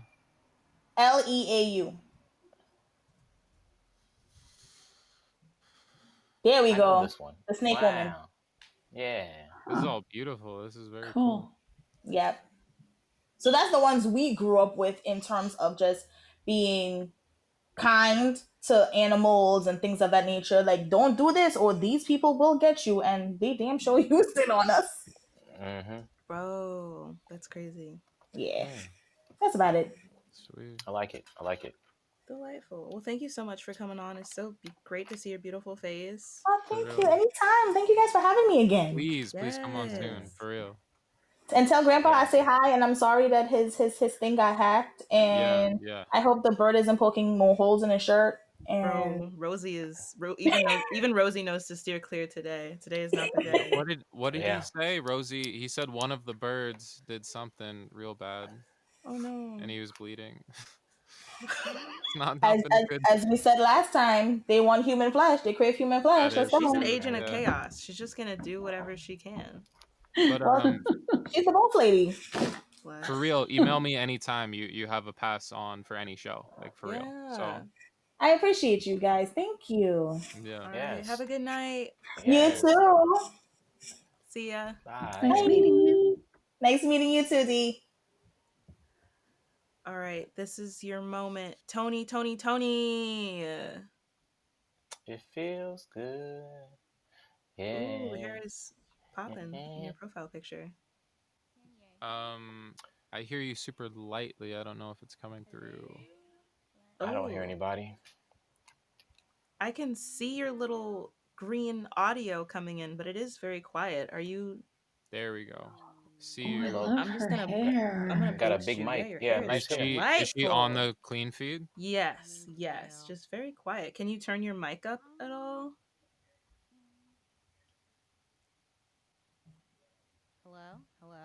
Up. It's a little It's better. getting better. Yeah. Hello. Hey, There we go. Up there it is. Hello. There it is. Oh, yep. Lee, Yep. what is good? It too. Hi. Hello. I'm doing all good today. It's great to meet you guys. Yeah. Nice Oh, to good meet to you, meet Tony. you. So these stories that I've been hearing, Yeah, you've been here a while. I never heard none of those stories as a kid, and I've never heard of those things. They're so scary. What story did you hear? Were you not hearing scary stories? I was hearing not scary stories. Like my parents like to read me books. I think like maybe the scariest thing that I read was books about like bad kids. Like you guys know that book about David? He's like the bald Aw, kid David with the goes little to pieces of hair school. and the little Aw, chiclet that bald teeth. little. I don't know Yes. what that is. You don't know who David You is? don't know Wait, who is it a real No. kid? What is it? No, it's like He's some storybooks. yeah, it's like a little no. cartoon. He's a little bald, bad kid who's always getting Does in he- trouble, and they're like, "David, no!" And he's like, "David, Oh. yes." He doesn't fall Like into or somebody. like Junie B. Jones. Junie Oh, B. yeah. Jones. Okay. That's Yeah. my spot, Okay. bro. Yeah. David, no. See, normal kid stories. Normal Y'all kids know stories. About David. kid Let me flip this. Can things. y'all see David? That's David. Oh, I do remember David! No You David. know I that do little remember No bald David. son Yeah, of a he gun should have. That was He after probably my should have time. had bad things killing the happen to him. fish. Sierra, See- Sierra, I have Grandpa saying that he can get on now. So Grandpa. send him a link. Yeah, y'all want to meet Grandpa? Yes. Yeah. Please. I feel Where are you so calling bad. in from, Tony? I'm in LA. Oh wow. Whoop, whoop, downtown. Cool. Yeah. But how I'm is it right originally now? from Houston. Houston. It's cool. It's getting cold now. Today What is was cold? probably okay. Look, I'm also from Texas, so cold is like maybe at like 6 a.m. yesterday morning it was 58 degrees. That's cold. That's cold. Yeah. And in the days, I don't think it was getting above 74, 75. And there was no sun until today, I think. That's cold. And where are you at again? Craziest LA. Girl. part about that is that you're up at 6 a.m. during the pandemic. It's I like, just, whoa. sometimes I can't sleep for long periods of time. The way it works for me is like, even if I go to bed at like 4 a.m., which happens because it's the Yeah. pandemic, I will wake up kind of like clockwork around like 6:30 or 7 a.m. Wait, how does pandemic equals going to bed at 4 a.m.? I've fallen into this pattern, and it's a very, very poor habit that I've developed, but I've fallen into the habit of like, since I don't have too much to do throughout the days, it's like, well, I mean, I don't have anything to wake up early for the next morning, and I don't have any reason to go to sleep if I don't specifically feel drowsy right now. So I might as well like stay up, chill, listen to music, watch something on TV, do some work on some stuff. I think I'm doing until I that too because I work at home, so I'm always just in this room. So yeah, I find that I stay awake. I wake up at 3 o'clock. I watch some shows, then I sleep during the day. Yeah, it's all crazy. And it throws off everything, even my eating. Like I can probably go a whole day and not eat until maybe wish I 6, 7 o'clock at night because I didn't even realize I'm just up. Yeah, it's weird. How can people not eat? I eat all the time. I didn't I eat eat all the today time. until I like agree. 4 or 5. Yeah, because It depends on what I'm doing. If I Yeah. get Yeah. busy, But I sometimes just I'll feel just like I'm sleep. not spending energy when I'm at home all day, and then I'm exhausted from like not spending the energy. Yeah, no. Yeah, It's I like get if like you're not, I'm stressed. not spending energy, then why? I don't feel like I need food right now. I can wait. Sometimes I almost feel a little too lazy in quarantine to prepare food. Mhm. I've been That ordering sounds it yeah. a lot. Yeah. So That, like, Yes. oh, yeah. I Yeah. actually kind of would like to know a little bit more about you guys. What do you want to Start shooting know, them fam? questions. Go ahead. Okay, Yeah, Go do okay. interview it. us. So can I get my exact age ranges here of everyone first off? Is that okay? Yeah, I'm Yeah. 23. Okay. I'm 64. Okay. Mm. I'm 28. Okay. 25. Okay. Y And tú? I'm 24. Oh, 24.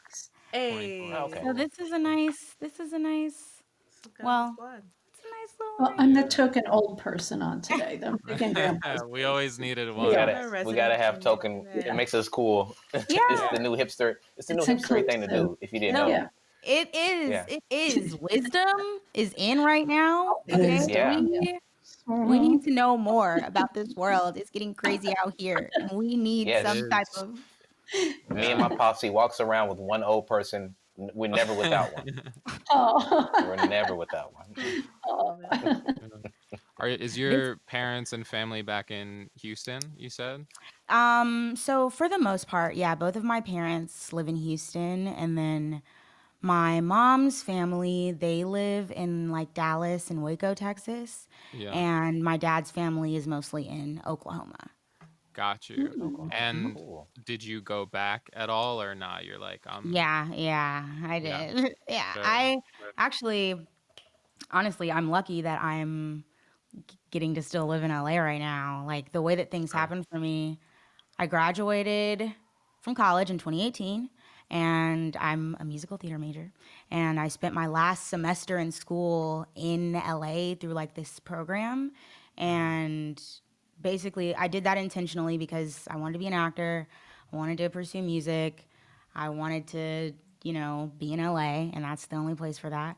So, got my internships, and my plan was to get a job immediately after my semester was over, and then I'd graduate, and then I'd move straight to LA. I had my car in LA, so I'd only have to fly home for graduation. But it didn't work out like that because I didn't get a job immediately after the school year was over.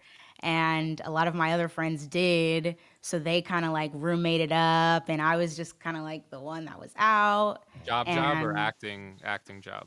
job. So Job. yeah, my internships while I was here, the entire school program was based on more of the business side of the entertainment industry, and I knew that I could get into the program, and I used it as a tool to get to LA.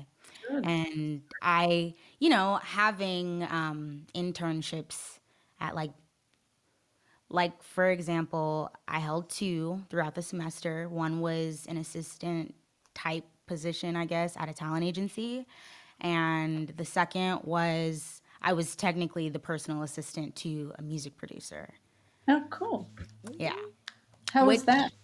that was it was an experience. I came across the music producer because another student in my program, or who was like an alumni of the program, was currently his assistant, and they needed background vocalists for an album. So she reached out to her like former students that she knew was in LA, and then someone reached out to me, and they used me, and I went to the studio, met with them, and saw that this girl that was just in the program that I'm currently in is his assistant. And I thought, ooh, this would be like kind of a cool thing. So I was like, hey, if you guys ever need an assistant or something or an intern, I can give you my resume too, if you guys are into that kind of thing. And they were like, well, no, we have two assistants, but you can send us your resume anyway. And then literally a week later, they called me in Oh, that's to great. bring me on as an intern. So, which Nice. eventually turned into a job See, that's how you do it. but it's no longer my job. But No. for a little bit, it was. They paid me after I graduated. Because I didn't have a job, I took a gig, a contract at a regional theater in Kentucky. And Actors Theater? yeah. Yeah. Were you an apprentice So there? No. This was just it was no. I was in the actors theater as in like the actors that Of Louisville? Oh, no. Gotcha. no. We weren't in Louisville. We were in Prestonsburg, Kentucky. Oh, gotcha. Ginny Wiley Theater, home of Ginny Wiley State Park. It was a ooh, very Wait, the Jenny Wiley State Park? the Ginny Wiley, world famous. wow, Cool. We dang, stayed in cabins, 3 actors to 1 bedroom, 10 per cabin, pretty much. Our cabin was very old. There were holes in our front door, so my wow, dad how had to ship cool. me a bug zapper for the inside of the cabin. Oh, no. Like we didn't have AC for most of the time. We didn't have Wi-Fi for the first month living there, and Is it that like a was concentration camp or something? yeah. Oh God. Also, Oh, I'm sorry. That's so not right. Oh no, you're great. Were there bears around, like wild animals? you know what? There were live animals where we stayed in these cabins on these huge stilts, and the field to our cabins it was just grass, just tall grass with holes and ditches that you fall into, and it rains, so you have to trek through the mud just to get to your cabin every night. It was there would be deer just That's out in too front, much. just roaming. It was like we were in the woods. My parents came to visit me once, and I had to give them verbal directions prior to them even heading in my direction because we also had no phone service. Oh, yeah. No Wow. phones. No phone service. At least That sounds like a at hard least thing I to didn't happen. because I had Sprint. My mom, the second month in, had to ship me a prepaid Verizon wireless phone just so that I could Oh, contact my people. God. Wow. That's And this very kid was rough. Okay, when I When went to was it? camp as When a was kid, there this? were no Sorry. phones, nothing. So, you know. Apologies to interrupt, but we got Grandpa on the line. Yeah, Grandpa. I'm one, but I'm not seeing. I don't think I'm. Hi, how you doing, Tony? Nice Hi, to meet nice you. to And Diane. meet you. Hi. Nice to meet you. The Can you infamous guys see me? Grandpa. Because I can't see myself. We All can't right, We can't see Grandpa. you. I want you to share your screen. You remember where the green button is? The green button. Well, let's see. Well, green button. Is it up or down? Left or It's in the right? bottom Right. middle. Bottom middle. No, We usually that's do not this it. before the show, but Oh shoot. It's okay, y'all we're get doing- a special Yeah. treat this week. We're doing something this week. The green Yeah. button. So Tony, how was it going through all of these like sort of very amazing, very Los Angeles things, and then going back to Houston and like quarantining with the folks and stuff like that? Well, it was quite tough. I won't lie. I had been living in LA for about 2 years, and I had an office job as a talent assistant at a management company out here. And I quit my job after working there for a year because I wanted to like pursue acting and everything else like full time because I also like nanny and babysit on the side. So I figured that'll cover me. And then I also just so happened to move in with my boyfriend like right when quarantine started, which was like, wow, this is brand new. We didn't expect this to happen. And then we went home for some time because our apartment lease was up and we thought we'd save money by going home. And we're both from Houston, but he lives across town from me basically. And neither of us had vehicles. Like the short time that we spent in Houston, well, we stayed a month and I left my car here and he doesn't have a car in Houston. So it's either like using our parents' vehicles, and it was very difficult. Like it was hard for us to go from living together and being with each other every day in this one space, and we kind of like don't leave, we stay inside and just only see each other every day, all day, to then go to not seeing each other. So of course we did a lot of like, arguing over things Yeah. because we just weren't communicating properly. Smart. And parents, dealing with parents is tough. Being an adult now and dealing with parents is still hard for the both of us. Yeah, Brandon? Yeah. Grandpa? Yeah. Show me your screen real quick. How can I do that? Put the phone that's up to your ear. Okay. All right. Wait. Yeah, this is a video call. All right. Now, you see Hey Tony, what do you use your blue screen for? I'm just gonna mute y'all until you. Yeah, what do you use the blue screen for? Yeah. Well, since I'm an actor, I have been also lucky enough to get a lot of auditions during quarantine time. So Oh, that nice. is my little That's great. like pop. It's green on the other side as well. And I use that Nice. for auditioning, so it looks like I'm in a professional Oh, that's great. studio. What do you usually get cast for? What are you usually doing? Well, in my time in LA, I've only technically booked one like real important thing that I am not in, but I still get checks for it, so I was in it. And that is the horror film Countdown. If you've seen it, You're in it? I'm I mean, not you're not in in it, but you get a check I'll from look it up. I booked, I filmed, and I didn't make the cut. Oh, It don't matter. Hey, still getting that check though. Yeah, I still got I paid. can watch it. So. I can watch it on Showtime.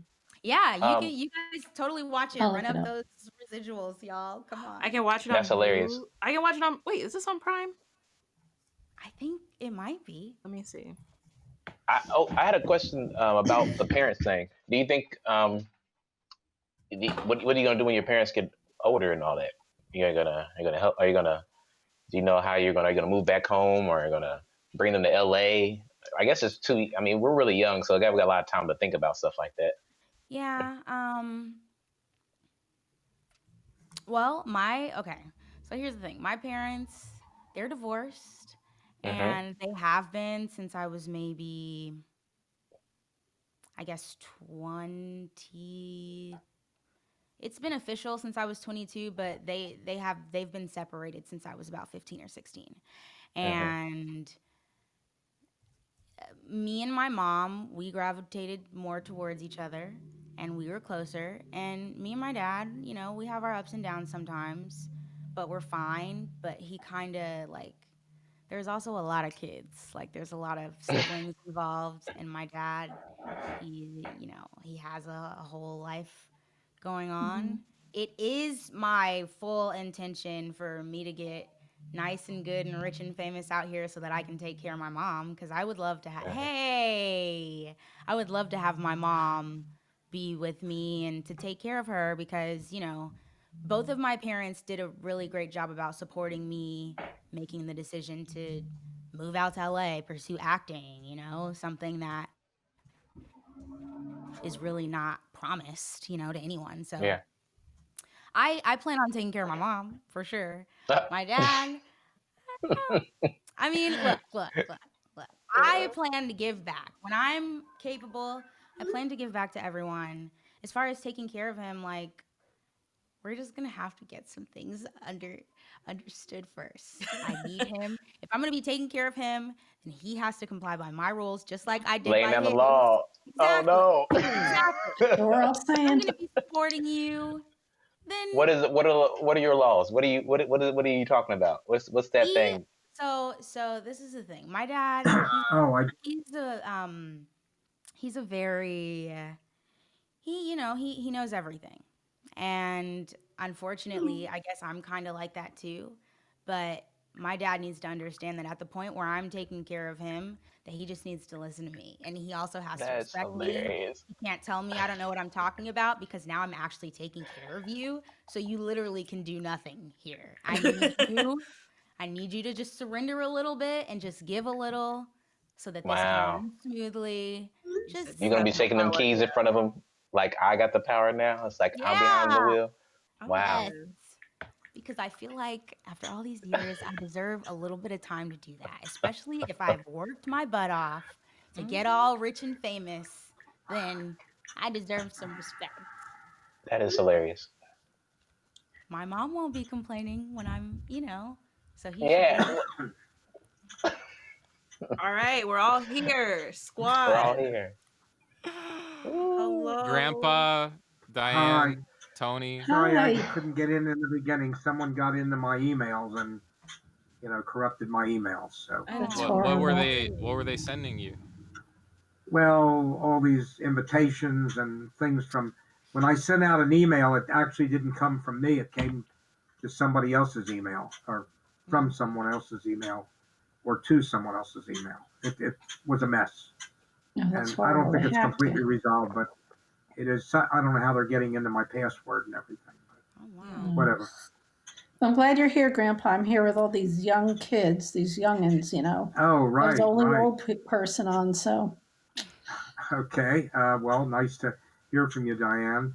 And I don't see Sierra on the video, but I guess she's up in the upper screen. Is that correct? Yeah, I don't see her either. Oh, that's weird. Oh, okay. Aha. Now I see myself. Okay. All right. You got the camera pointed I down, shouldn't have Sierra. done that. You look great. You look great. Oh yeah. Well, thank you. So who taught Brandon's father that boring ass story? Was it you? Grandpa, do you know Uwangalema? The story Uwangalema? No, I don't. No, Oh, I haven't heard of it. God. So your dad went down his own dark path. Brandon, I thought you were making it up at first. After a certain point, I was like, "Is this some like improv like?" It was so detailed. Like he had. Come on here to see how long It's like, you could go. it's like an Andy Kaufman thing where he does this thing and just Yeah. freaks people out. There was no story. Oh, it's okay, Basically, Brandon. It was a nice story. my grandpa is my mom's dad, and my dad's dad taught it to him. So Okay. yeah. Okay. Yeah. But not to interrupt the flow, what were we talking about before? Setting them rules. Talking about setting rules down for your parents when they get to of age, like something that's gonna be like, hey. I get it. I think I agree with you though. My dad's a bit of a know-it-all, and I think it's gonna be tough to be like, I know it all now. Because I got the keys. Believe that you're an adult, and they don't want to believe that you know anything or have knowledge about anything as much as they potentially would. And my dad, he used to live in LA, and he used to do like some of the same things that I did. So he really is trying to tell me everything. I remember when my hair was green.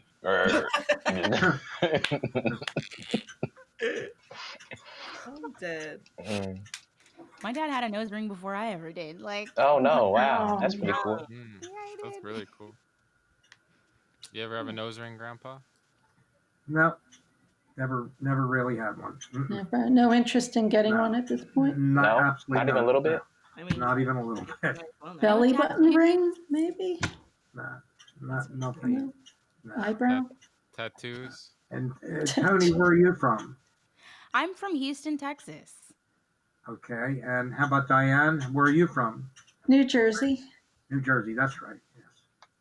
Yeah. Where are you from? So what have you guys been discussing? I've been trying to untangle my situation. I don't know whether any of you have had any issues with your emails getting corrupted, but it's a mess.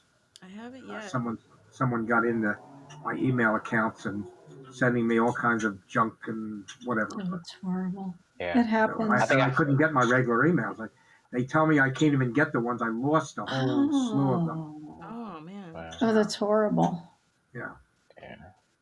Well, if it makes you I'm pretty sure. You said what? I'm sorry. I was gonna say, if it makes you feel better, Grandpa, I blew Brandon's story out of the water with Ricky Tikki Tavi. Do you know Ricky Tikki Tavi? I know. All right, so I actually found. I'm gonna try to switch my camera back. Oh, did I never switch my camera back? Is that what happened? No, we can't see that's you. what happened. Oh, so we never could see my you. shorts drying on my little weird doll character. We saw it. Yeah. So this has been the craziest tech episode. This has been a terrible tech episode. Okay, Yeah. so I found the illustrations from the storybook that I had, so I don't have to dig that shit out. So like, look at this. Can you see it? Is it good? Yeah. Is it any good? So look at Ricky. this. Yeah. Okay. Okay. So they found Ricky Cool. Tikki Tavi's little mongoose ass in. So this is supposed to take place in India, but I don't know if this is an Indian child. And I think the story must be from like the 1800s. So anyway, they found Ricky Tikki Tavi. He's this little epic mongoose, and I guess there was a rain or a flood, I don't know. And they thought This he was story sounds dead. familiar. And like any young boy, he picked up the dead mongoose and brought it into the house. And his parents were like, "Oh my God, Teddy, what's wrong with you?" But they dried his little mongoose behind off, and he came back to his senses. And they're like, "This is a really cute mongoose. You know what? You can chill with us." And they named him Ricky Tikki Tavi. Okay. And then we get into the story. So basically, Grandpa, there was this great mongoose who lived with this family, and there were these trifling cobras that lived near the garden of this family's home. And they were trying to like get rid of the humans and scare them off or kill them. And Ricky Tikki Tavi said, "Try it." He said, "Try it." And look at this epic image. I don't know how old I was. I don't even know if I was old enough to read this. Somebody probably read this to me. Look at this cobra. And this was the two of them, okay? And look at this little mongoose. This was a battle of epic proportions. It was Nag and Nagana. And look at this. Do you see this assault? This was the most metal book I owned. This was the most metal, and this is him stealing the egg so he can. So they fought. He killed one of the cobras, okay, and then the other cobra, the one that was left, was talking a whole bunch of shit. So then he snuck back he found her nest and killed all the eggs except for one, and then he took that egg back and was like, "Girl, take your damn egg and get the hell out of here. I don't want to see you again." Okay, so then they left. And then this story just says, "But just when hope was lost." Oh, no. Okay, so they tell you, but all the pictures aren't here. But so, the snake took her stupid egg and she left, but then she tried to sneak back and try to flank Ricky Tikki Tavi. But Ricky Tikki Tavi doesn't play any of that. And they were fighting and they were scrapping and they fell into a hole and they kept scrapping just like Tarzan. And then Ricky Tikki Tavi comes out of that hole alone, handled business, killed both of those cobras, and he just lived like a king, like the goat that he is, on this garden for the rest of his days. Neat story. Thank you, Diane. Yeah, very nice. Excellent. Story. Coincidentally, I saw on video a mongoose kill a cobra yesterday on a video. Really? Really? Yeah. Well, what video were you? What video were we watching? What rabbit hole did you go down? I was watching. It was about animals who fight with other animals, and I don't remember the exact name of it, but I Pokemon battles. I love it. Yeah. Mongoose is not the one. Have you guys seen? Speaking of fairy tales, a show that do you guys remember that show Happily Ever After? It used to come on HBO. It was basically these same stories, but speaking of being like whitewashed, whatever, they did the opposite version. So they tell the same story, but like from a different culture's point of view. It was animated. Did they have good. Black King Midas? You said what happened, y'all? Did they have a Black King Midas? I don't know. Midas touch story? Was it? Yeah. Oh yeah, they did. Yeah. They had the Cinderella story that was really good, but it was Cinderella from like the Native American point of view, and then they had they just do tell stories, but different from like a different culture's point of view each story, and it's really good. I enjoyed it. Huh. But it's come on HBO. I'll have to find Check it out. I think it still comes on. That looks very familiar to me. Yes, I remember the title. Oh yeah. Yeah. That's crazy. I'm gonna have to find those. That's delightful. Yeah, it was very different. Does everyone like speaking of stories, people like mythology and stuff? Yeah. Mostly. Yeah. What do you like about it? Is it the what gets y'all? I think the mystery. Yeah, probably mystery. The lessons. I don't know. I know, Hey, I'm gonna get Tom in here by the way as well. We can just have a big. All right, yeah. Let's just join. Yeah. Let's do it. It's always the pettiness. I like, especially gods being petty. It's my favorite. Hey. That sounds like Greek gods, yeah. Yeah, Greek gods, right? They're the pettiest. And when they're wrathful, it's pretty fun. Yeah. How you doing, Tom? Hey, Tom. Tom. Hey, Tom. Can you hear us? I don't have you on the clean feed quite yet. I love your helmet. You know what? Yeah, his look. I listened to an interview by Bruce Springsteen recently, and I listened to some of his music. He's a good songwriter. Oh, and Grandpa, we listened to some of those artists you were talking about too, from last episode. Which Johnny artist Mathis. Oh yeah, Johnny Mathis and Oscar Peterson. Yeah, I like moody type of weather or something like that. Mm-hmm. Yeah, I made a playlist. It's good. Did you listen to Glenn Miller, Grandpa? I do. It's a little bit before my time, but I do listen to it once in a while. Yeah. What I've been listening to Arthur Fiedler with the Boston Pops, and he the Boston Pops. Nice music. Arthur who? Fiedler. Arthur Fiedler's name is. He was conductor for the Boston Pops.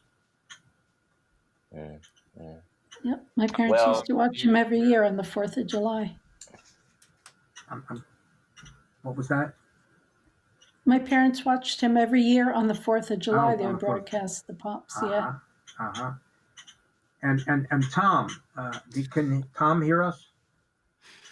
He's a model. He's posing strong. Yeah, I he don't does. think he definitely got a look, bro. He's definitely got that. Hey, it makes me want to sit up straight. Are you able to get onto the clean feed link I sent you? I think so. I can hear you, but I don't know what feed you're talking about. Yeah. He's So I on sent that. you the Zoom link in the email. There's also a second link on there that we use for audio. It's cleanfeed.net. I'm getting him now. Should I go to my email and try to get that and come back? Yeah, stay on the Zoom call. We use the Zoom and the clean feed together. I see. And then I'm wondering if I can leave this and still get on my email. I think you should be okay. Mm-hmm. Yeah. If you don't close anything. I started to dress up for my bike. I didn't know if it probably doesn't matter. I was going to go for a bike ride. Okay. I saw your helmet. Yeah, your bicycle. I'll try my email. I hope I don't lose it. That's all. So it's a link you sent for audio because I can't, when I'm on that big screen, I can't hear anybody. Yeah. So I'll just plug that in. I don't really know how to do it. This first time I've used Zoom, so I don't know how to plug it in. Are you Sierra? Yes. Hi. Oh, I see. Hi. So I'll try to go to my Gmail, but I might have to go back to Zoom. It seems pretty easy to get on Zoom, but I'll get the audio link and plug that in where? So it's just gonna open like another window or another tab, and so we just have both running, and then we're gonna be able to hear you on the clean feed, and we can see you on Zoom. Okay, I'm gonna go try to get it from your email that you sent me. Okay.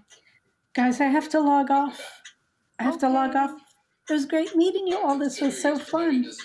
It was very fun. Thank you. And you're so much. So funny. Thank you for inviting Thank me. you so much, Diane. Have a great night. You too. Bye-bye. She's delightful. Yeah. Oh, that one. Clean feed. Got it. I love Diane. Grandpa and everybody, just so that we can get 15-20 minutes of clean audio, you guys good staying late? Yeah. I don't have a choice. Yeah, right. Cool. Tony, you can stay, or it's up to you. Whatever. We don't care. Stay. We've not. Yeah. No, we'd love to have you, but this has been an adventure like I've never seen before. I have no idea how I'm gonna edit this yet. Put some Brady. Put the what's that one show that's come on TV where all those is it Brady Bunch? Is it a Brady Bunch? Oh yeah. Let's do that. But instead of the music, it just be us like, can you hear me? Oh man. This is good. I'm in. Yeah. Do I even have Chrome? Well, what have you guys been discussing? We've been talking about a lot. We've been talking about the family, like how families have been. Sorry. That's so funny. You can hear me. I'm glad I wasn't swearing. No. So I'll download Chrome. I'll just go on and see if I can download Chrome. I think you have to. Huh. Okay. I think. Yeah, you can't do this on Safari. Yeah. Oh, Actually. okay. You do. Yeah, they're saying you do need it. I did not Yeah. know I that. think so. Okay. I think so. So download Chrome for Mac. All right. You have? We'll wait for Do you. you have We're Chrome just on your hanging out. phone? Oh, good. Oh, good. Okay. We're just hanging out. Downloading. Cool. And then I copied and pasted the clean feed thing. So once I get Chrome, I will say Tom has submitted to be on for 9 weeks in a row. So He's I love this okay. guy, you know, like coming up to the year 2020 here from the 80s. 2020. I'm gonna give him his full time. Machine, right? Well, okay. Why you got this minute? Then I'm gonna go use the restroom. All right. I love it. Cool. Yeah, and I'm gonna go get a drink because I just got in right before I got online. So. All right. Yeah. We'll take a couple minutes and then You're in Jersey, right? You're in Jersey, Brandon? Yeah. Well, I'm not in New York at all anymore. I don't have anywhere to stay in New York. Yeah. Okay. Yeah. I was in New York today, and it's dead. I mean, I was in a. Grandpa, what are you doing in New York? Well, I went to buy a piece of equipment. I'm gonna mute video myself for just a quick sec. And I am used to going to a store that is jammed with people, and it was empty. Don't tell. You went to the Adorama store? No, B&H Photo. B&H Photo? That's in Manhattan. Right. That's very dangerous. On 9th Avenue, yeah. Oh my God, were you wearing your mask? Absolutely, yeah. Oh man. Absolutely, yeah. Did Linda come? No. Got you. That's your first time in like out of the house, right? Yeah, no, I go out to the parks or to Yeah. the restaurant. We'll sit far away from everyone, but don't go out too much. And it sounds like this they're not really getting a handle on this COVID situation. No, we're in a new second wave. A new second wave. You got to be careful. Awful what's going on right now. Phines, can you hear us? Yeah. Grandpa was strolling through Manhattan yesterday. Oh, today. Today. Today, yeah. Oh. Today. Okay. Yeah, I just got back, so I'm gonna leave you for about a minute, and I'll be right back. All right. Real friends. Didn't even hit me up. Yeah. We're gonna edit all this shit. He said he's grown. He can do what he wants to do. He's got better things to do, It's whatever. That's okay. I got things I'm doing as well. Grandpa's on business. Were you working at the museum today? I wasn't. I was off today. But nice. The note though. I think the theme I brought up today, from all these parents and stuff and people, I think in the quarantine, there's something about hobbies that are really important. No one brought up that much about their career. No one really talked too much about anything besides really family and their hobbies. So It makes me think that we should probably focus on our hobbies because they're probably going to be more important to us in the long run than we think it is. And TV shows. Yeah. I need to get that queue together. I need to get a long queue. I feel like if your hobby is your career, like you're better off, But it's not like a hobby anymore. Then it becomes your career. But it can still be a hobby too. That's what. No, look, that's what It's hard for me. It's funny that we're even discussing this. Like whenever I'm asked what my hobbies are, I find it very difficult. Why? Because like, if my hobbies include things like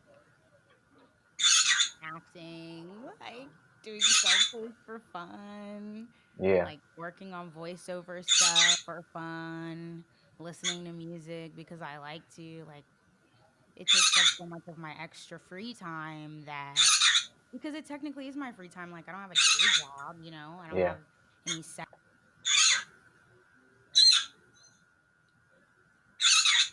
I can't hear you no more. There it is. Okay. Tom, you're on the clean feed now. You know what? Oh no, what did I do? What's good? Hello? Let's see if I can get. Yes, I'm there. I just don't have a picture. I'm trying to get my picture. Hey, yeah, I can see you. Tom. I can't hear Sierra. I can't hear Tony. Oh, there's Tony. Okay. We can't hear Sierra, and there's an echo, maybe?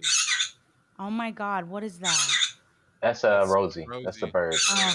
Oh, okay. Yo, though I have information. This is some good news. I was learning about crows, and they like one of the only animals that can like make a tool. They don't just use a tool, but they can like look at something and go, I got to get into that, and they figure out how to make a tool. And it is really cool that birds can do that because they used to be dinosaurs, you know. So I just think that's pretty cool and crazy. And when someone calls you a bird brain, it's kind of like a compliment because it's like, hey, I can make tools. So birds are crazy though. They can be a little crazy. Birds. They're smart, but they're also very wild. Yeah, that's true. They are. I just don't like how smart they are. The more that I learned about it, it's very not cool. What are you about to say? Like, think about it this way. What about monkeys? I think they're so cute, and they're small, and they're smart. I've watched a monkey take a water bottle out of a box, open it, look at the instructions, and figure out how to use the water bottle. And I would love one. But why can't I have one? Because they're wild. Yeah. No. Like I don't like that elephants can remember faces for years. Yeah. Cats are wild. I don't. Also, they can communicate within each other's like community. Like, so if they see someone's face and they go, "Oh, that face right there," they steal stuff and they tell all their friends and kids. That's unsettling to me. They're evil. I don't like giving them nice. Tom, are you on the clean feed now? Yes, I am. Amazing. Hey, Tom. And then Sierra, I'm hearing an echo. Is that? I don't have a picture, but I can hear. We can see. We see your face. Yeah. I think you have to click over to your Zoom. At the bottom, there should be a blue button with like a white camera. If you click on that, it'll bring you back to us. Excellent. See us? Not yet. Okay. Not yet. I don't. Wait. Maybe. No. Oh, that's sad. Sorry. Grandpa, can you hear us?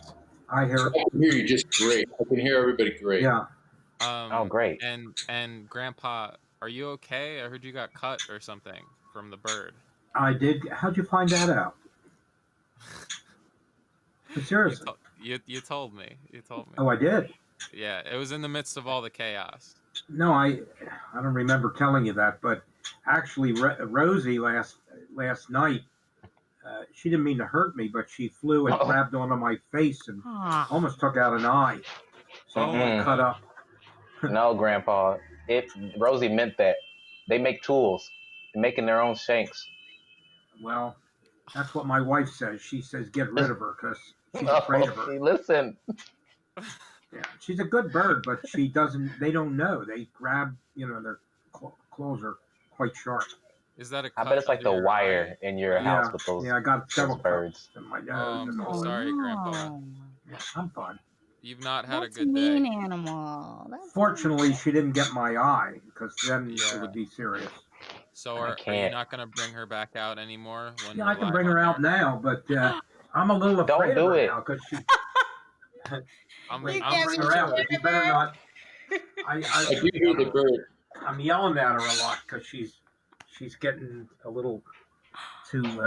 She'll fight with the other three birds. I can't keep her in the same room. I have three other conures, and they'll kill each other. Did you hear what we were talking about with the birds and how smart they are? Did you hear that they can make tools, Grandpa? I know. I think crows are very smart. They say crows. Yeah. Rosie might be picking up toothbrushes at your house But it's amazing. They have such tiny little heads, and their bite is so strong, and their beaks are so sharp that they can do some damage. Yeah. You think that they may be so smart that they intentionally poop on people? Yeah. Without Does anybody need a bird? Anybody want a bird? You want a bird, Tom? No. She's like destroyed. I have crows destroyed outside. 2 rooms, 2 whole rooms. You have crows outside. Oh, you do? molding that's all ripped away, everything. You know. Do you think they notice you? Do you think they recognize who you are? Oh, absolutely. They know when I'm driving my car. The Ray-Ban. They do what? Well, they see me right through my glasses, and they can read my mind. And I feed them almonds. And sadly, a month ago, Joey the Crow came down, and I was blowing leaves. You know how guys blow their leaves out of the yard? Yeah. And one of the crows got ran over, and I tried to save him. And the crows all came down and swooped me, and I buried Joey the Crow, and I apologized. I put my hand up. I'm sorry. And now there's no more crows because they're so smart. They're so smart. They notice that. Here no more. Dang, you that see what happened sucks. to your friend? Why are you so excited about him losing his friend? Yeah, I know. Oh, it's so sad. I love crows. Wait, Tom, you know, a group of them is called a murder, right? Oh yeah, oh yeah, oh yeah. That's crazy. No, but it's a misnomer. They should be called a congregation of crows because it's like a religion. It's like church for them, and they get together and they're spiritual and they know who you are. But now, from my life, all the crows are gone. Dang, you were their God, and you forsake them. Oh yeah, it's so sad. It's terribly sad for me. I'm sorry for the crows.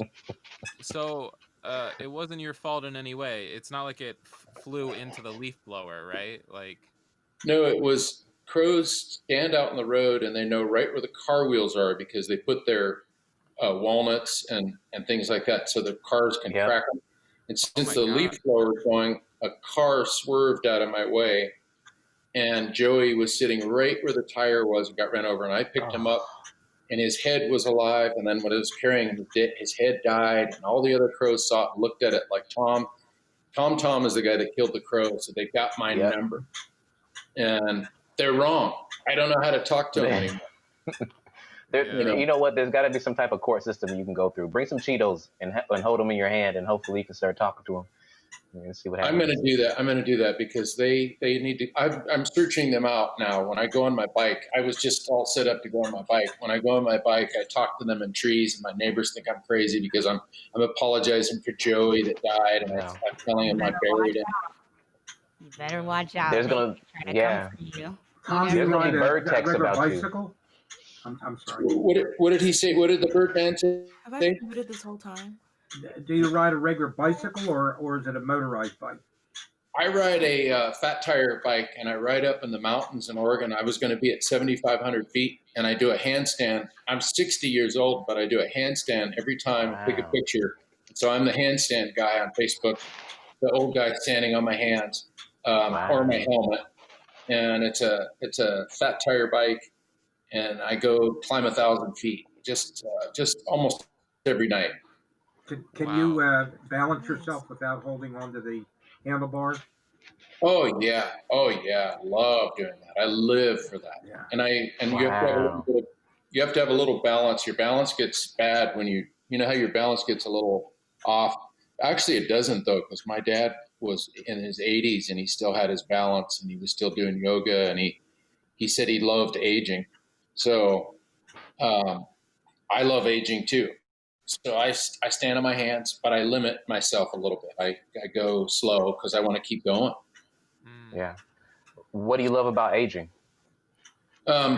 It's a good example for my daughters. They're in the Air Force, and I tell them that aging is great, and I could be kind of like a rascal grandpa. I could be kind of like any kind of rascal I want, but then ultimately I want to set a good example to them for aging well, eating well, and not being Mr. Party Guy later on. I want to be like a healthy example. Like your life can be good after 60, 70, 80. Wow. Grandpa, what do you like about aging? Well, just being around, you know. If I'm healthy and I can get up every day and enjoy life, and I have hobbies, you know, things that I enjoy doing, and having a person to share life with, that's a lot. And I enjoy this program too. This is a perfect segue, Tom and Grandpa, because we were actually talking the whole podcast about children and adults and being an adult child, right? And how these relationships are changing and stuff like that. And if you don't mind me asking, how old are your kids, Tom? My daughters are 30 and 25, and they're both in an Air Force base here in Oregon, and they sometimes are not deployed. Well, some of the times they're deployed, but they go around the United States. So they're that age is adult children. Yeah. Do they start to parent you now almost? Or Oh yeah.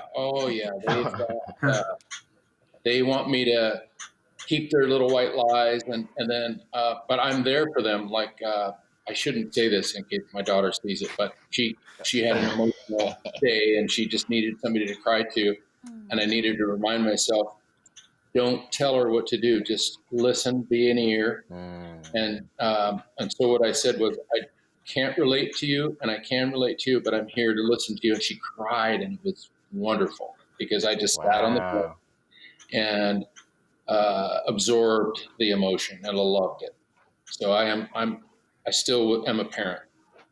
Are your children close with one another? They're very close. One of them is now living in the basement of the other one's house. The older one's married, and they're on an assignment because somebody is deployed overseas. So the younger one is taking over from somebody that's deployed, and they're very close. Their mother is in Romania and stuck there because of COVID, and she has a wonderful husband, and he's Hungarian, but because of COVID, the family is apart, and she can't come back here. So, but those girls, yes, they're very close. That's nice. Yeah, sometimes it's difficult if you have children that they have issues with one another, and you don't want to take sides, and that can be difficult if you have that situation. And the karma from all your ancestry comes back, and when you're nice and mature like Grandpa here and me, you kind of have seen these patterns before, and hopefully you can overcome those sort of karma things that are in your relatives. You know, they have these passive aggressive things that come up, or they have these little fights that might have come up. But I just think it's good to overcome all that. Yeah. I got a question for you. I'm stuck on this thing that Jane brought up earlier too, about like you aging and like your daughters putting their foot down and saying, "Hey, Tom, no more riding that bike, no more doing handstands." You're the first guy I get to hear this older. How are you going to take it?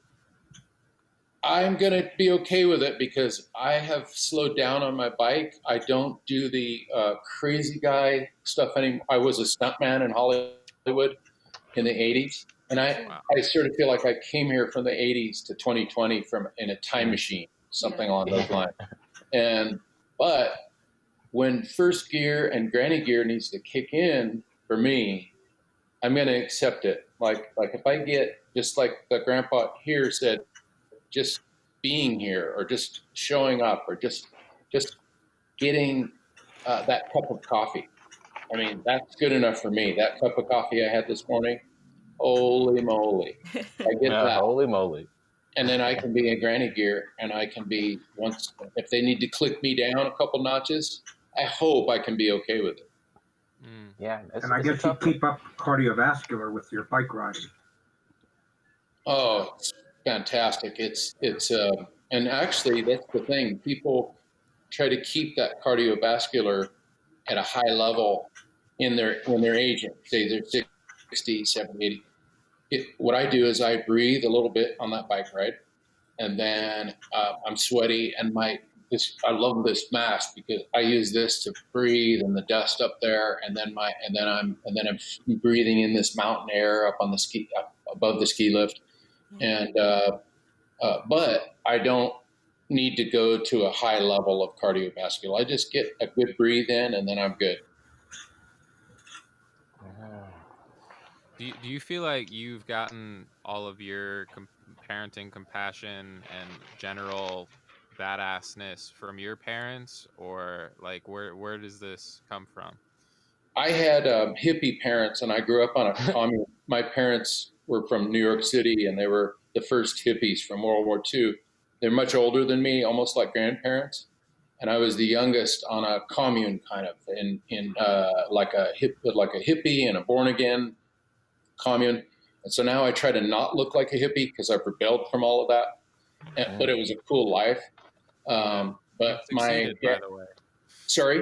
You succeeded. You don't. Yeah, exactly. I mean, I have a hippie soul inside, but I don't have the all the Berkeley-ness, even though I appreciate that upbringing because it was very, very, very free and cool. But I look like sometimes people wonder who I voted for. Like my daughter sat down with me and they said, "Dad, we don't even know who you voted for." And I want to keep it that way because if I really got plugged down, I would say, because I look like Joe Biden anyways. People always say, "You look like Joe Biden." And I always say, vote for Joe. That's great. You keep that mystery because I don't want to know. I like it. I do too. I like it that way better because it's got a lot of class that way. So I'm going to go with what my daughters said. They plugged me down in in a Chinese restaurant, and they said, "Dad, this was like 3 years ago." They said, "Dad, we don't even know who you vote for." And I said, "Well, I succeeded with you guys. Perfect." What kind of career did you have, Tom? My career for the last 30 years was construction. And now I have apartments. And I don't really love that career, but I taught construction technology at the high school level as well. But then I quit that. I did that for 2 years, quit that. And then when the crash came in 2007, I was getting divorced at the same time. So I had to build myself back up. I went almost bankrupt. And then I wrote a book about building a beach house down in California. I ended up getting some land in Morro Bay, and I lived in my truck for 2 years and built a house. And I wrote this book called Downsizing, in all capital letters, small case N. And it was about just how hard it is to build and how tricky it is and how it has all the ironies of civilization in it, all the lies and all the to the bank and all the troubles. But then I ended up building a micro cottage, and then I lived in a micro cottage in Oregon. I live next door to the micro cottage now, but living small, living healthy, living simple. Cool. So that was my career, was construction. Wow. You ever miss the stunt life? Oh, I absolutely miss it. It's embarrassing to tell you what I worked on because I worked for 10 years in Hollywood. And so my resume in one way looks very impressive because I worked on Karate Kid 2 and I worked on Decline in Western Civilization Part 2. It seems like I worked on all these things Part 2. Cheech and Chong, the last film they made. And then I made this sci-fi film, but whenever I tell anybody what it's called, they only focus on this crappy sci-fi film.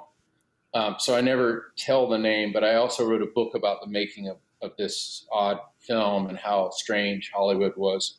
But my brain, I'm still in 80s Hollywood. It doesn't exist anymore, but I'm still cocaine. I think like an 80s Hollywood guy. What'd you say, Phines? I think like an 80s Hollywood guy. Yeah. Yeah, go on. No, wait. I had a really important question. Oh, yes. This brings up with the topic we were talking about earlier about hobbies, growing older, your passions and your career. Do you feel like, besides it sounds like you liked everything besides selling stuff, or was it real estate you say you didn't like? But do you feel like you had a good balance between your hobbies and your career through your life, or? Yeah, because I have this best friend who I talk to on the phone. You know, somebody always has somebody that they talk to. maybe they don't see him in person.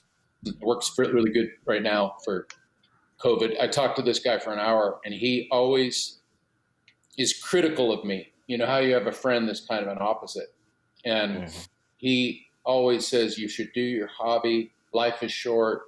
Do your hobby. Don't get caught up in your work. Don't work in the cubicle. Ever since we first started talking in 1983, he said, and also don't do motors, don't do jet skis, don't do all those motors that everybody's doing, because all of our friends died on motorcycles. And in my case, stunts, they died or got hurt. And he's a jock guy, and he still is. So we talk as if, you know, those games are still being like his football games, and he's still the quarterback. Still to this day, he brings this stuff up. But he's a good friend because he always talks about hobby, and he does art, painting, and I do writing. And the hobby, balancing out your hobby will save, well, my father was also a painter in his hobby, and it'll save your life if you can respect your hobby or have time for a hobby. Tom, what was the most difficult stunt that you did in Hollywood? My stunt was, when I quit stunts, they wanted me to go through the windshield of a car. And then they wanted me to parachute through the top of the building. And what I was specializing in was something called an air ram, which is a ramp that launches you out of a foxhole. Oh. And that'll, imagine what that would do to your hips and your knees. Yeah. And so not for a sequel, you know? Say not for a sequel. You're not for a sequel movie. Not for a sequel. Because you said you're in mostly sequel movies. I was making a joke. It's okay. Part two, here he goes again. Part two, here he goes again. Because in stunts, like one golf cart stunt where I jumped from a golf cart to another and kicked the guy on the other side, went across the windshield, kicked the guy, and they said, okay, shoot it again because we've got to move the camera. And then we got to get you going into the 18th hole in Palm Springs, whatever it was called, Desert Hot Springs, into the 18th hole pond. And they end up having to shoot it 20 times over. So fortunately, I might be the only guy that I broke my ribs in a karate film. Oh no. And that was another thing that ever happened to me. But that wasn't the most dangerous stunt. Probably driving off a cliff in a Jeep. That was probably the most dangerous because that's stupid, you know. But I quit when they wanted me to go through the windshield. I told the guy from the Hollywood Stuntmen's Association, I was in the union. I had my life all set up in front of me, and I started to notice what the other stuntmen were like. And so at that point, I told the guy, I said, I'm not going to I'm not going to go through the windshield, you know, because you had to jump at the car coming towards you. And in the 80s, they didn't have the digital. You couldn't even see the arm pads for riding the bike. They didn't even have that. They didn't want that. So we wouldn't wear knee pads. Wow. I don't know. This is just me making an assumption, but this is what I'm thinking. Sequels, they have all this spending money, right? After that first movie hit. And they're just like, let's just go ahead and just throw people out of cars and go through windshields. We don't care. We just go ahead. Go ahead and spend the money on it.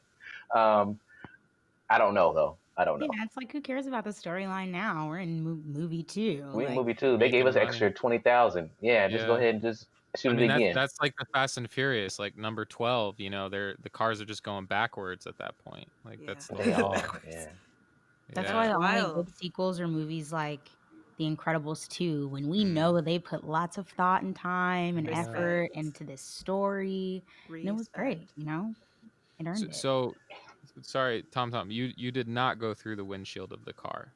No, that one I quit at that time, and I got into more production, and then kind of segued. Well, in fact, I joined the Army. I joined the Army National Guard, and it may have saved my life. I don't know. Or actually, it's kind of a long story, but my unit got activated, and then I ended up getting pulled back to Hollywood from one of the guys I worked with. So it was like a two-way street. They both kind of saved me, and then I ended up, after being in the Army and National Guard, I ended up getting married because my head was probably, you know how when you go into the Army, you kind of end up coming out a little brainwashed, because I ended up approaching that like a stuntman too, because I was in an airborne ranger unit, and I didn't go through airborne or ranger school. I got out of it, but it's my brain leveled out after all of that experience, and then I became I just became a father at that point, or a married guy, and that was a better. Somewhere in around 30, you have to do that, which is what I did. So, yeah, I was in the National Guard as well. the National Guard is great, because the idea of the National Guard is defense, protecting your homeland, protecting your country, and much of the World War II veterans, and I'm sure you probably had a father that was World War II as well, like mine. But much of all the way back to World War II, and my family, we lost somebody in World War I, my uncle. They often are National Guard people or reserve people that end up, I forget what the number was, but it's almost half of the deaths are National Guard people. So they think they're going to be fighting forest fires. What happens is a war comes along and they get called up. They get deployed, and I like the part of National Guard, to me, that is not expeditionary. I like the part that is defense, protecting the homeland. I like that. Yeah. My follow-up question to you not going through the windshield of the car is, you said that you did in fact go off of a cliff in a Jeep. Yeah, that would probably be, let's see, that film, I don't know if you can see it, but it's Marshall. It's some karate film also. And then I was in a fight scene in that one where I broke my ribs. But I mean, it wasn't, you break your ribs, it's not that bad of a thing. You just can't breathe and sleep. What? But, yeah, super easy. Well, I broke my ribs. I broke a couple ribs. I fell out of a trash can. Man, to be old back in the day, you know. Yeah, I was at the same party, except I was feet first in the trash can. No, I could see that. I could see that. Or head first in the trash can. Were you head first or feet first in the trash can? No, I was feet first. I was trying to tamp down the trash. Yep. And the trash can tilted over, and I hit a chair against my rib when I went over and broke a couple ribs. It wasn't terrible. Yeah, but I could totally see that, because in a trash can, it was a tall trash can. It was a very tall trash can. Yeah, it's like being in a potato sack race. It's like you're tramping in on the trash, your feet are caught up, and then you might fall over. Oh no, it's I could see that one. I'm sorry. That's awful. I could see that. Tom, what did you land on in the Jeep on the ground? Yes. How? Yes. That one, well, let's see. That Jeep was totaled, evidently, but that wasn't the only thing that we did in it. We also, let's see, we had a camera in the Jeep because it was POV from the Jeep's point of view, and then Tom was driving the Jeep. So it had to run over a tree, go up over the hill, and go off the cliff. And evidently, I know how to drive Jeeps because I had a Jeep when I was in Hollywood. When I lived in Malibu and I was in Hollywood in the 80s, I had a Jeep and I drove it around. And I wrote my story from the point of view of the Jeep that I had. But anyways, in that film, there was a cliff, and it was, I guess, not supposed to be gone over the way that I did, because it wasn't exactly like it wasn't actually like a Thelma Louise cliff. It wasn't like you're dead when you go off it. It was more like one of those Oregon cliffs. This film was shot in Oregon, even though most of the time I was in Hollywood. And it just went down into a ravine. And believe it or not, I didn't roll it. I kept it going, but it went over so much crap and bent the frame and did all kinds of damage to it that it was total, but not upside down like a turtle. What do you do to be safe for yourself? Yeah. I drive so slow. I always drive like grandpa like style because I have a truck camper. It's called the grandpa camper. I'm the guy that does the lane. See, that's what happens. You drive fast, you're crazy, you see what happens, you see all the deaths, see all this. Then when you turn in that lane, you do a near side turn, you don't do the swoop around, you don't tailgate, you drive the speed limit, use your blinker, you look there, you don't text. Like, I'm totally into driving slow and safe, and I love it. Now, Yeah, I feel the same way. I'm the same way. Yeah. I drove motorcycles for many years of my life, and too scared of somebody running into you where you have no protection at all. Oh, the motorcycles are sacred. I love the scooters. Think about the pedestrian, all the hipsters out there going around. They need to have be respected and be safe. Here in Oregon, they stop for pedestrians. Some states, Nevada, they don't. They don't really have the right of way. I don't know if the laws have changed, but motorcycles. If you're texting, you're putting a motorcycle guy in danger. Not good. Yeah. You have a look on your face, Tony. What do you think? Because like sometimes when I'm driving and out of the blue, I just happen to see some bike just zoom past me that I never saw coming out of anywhere. And like, I just kind of think, first off, you're not even following the rules of traffic. And this is what I see, if not all, most motorcycle drivers do on the roads is zoom and weave in and out of traffic and go really fast and like skip in line when they're at a red light and they want to just whiz on by me as I sit and wait and drive through the middle of our cars, questioning if you're even close enough to knock off my mirror, and then just mosey their way onto the front, and then they just keep on going. Well, you really have different types of drivers, Tony, and a lot of them are mature and they drive, like normal people, and then you have these hot rods that, can go out the same day they buy the machine and end up paralyzed or dead because they don't realize what they're getting into. Yeah, I think we have too much of that in LA, especially like I'll see like biker gangs now, and I didn't see that in Texas like that. But now here, it's like, dang, like I want to be mad and roll my window down and say something rude to you, but you got this gang behind you, so I'm good. Like I just like they travel in packs, and it's just not safe. It seems. No.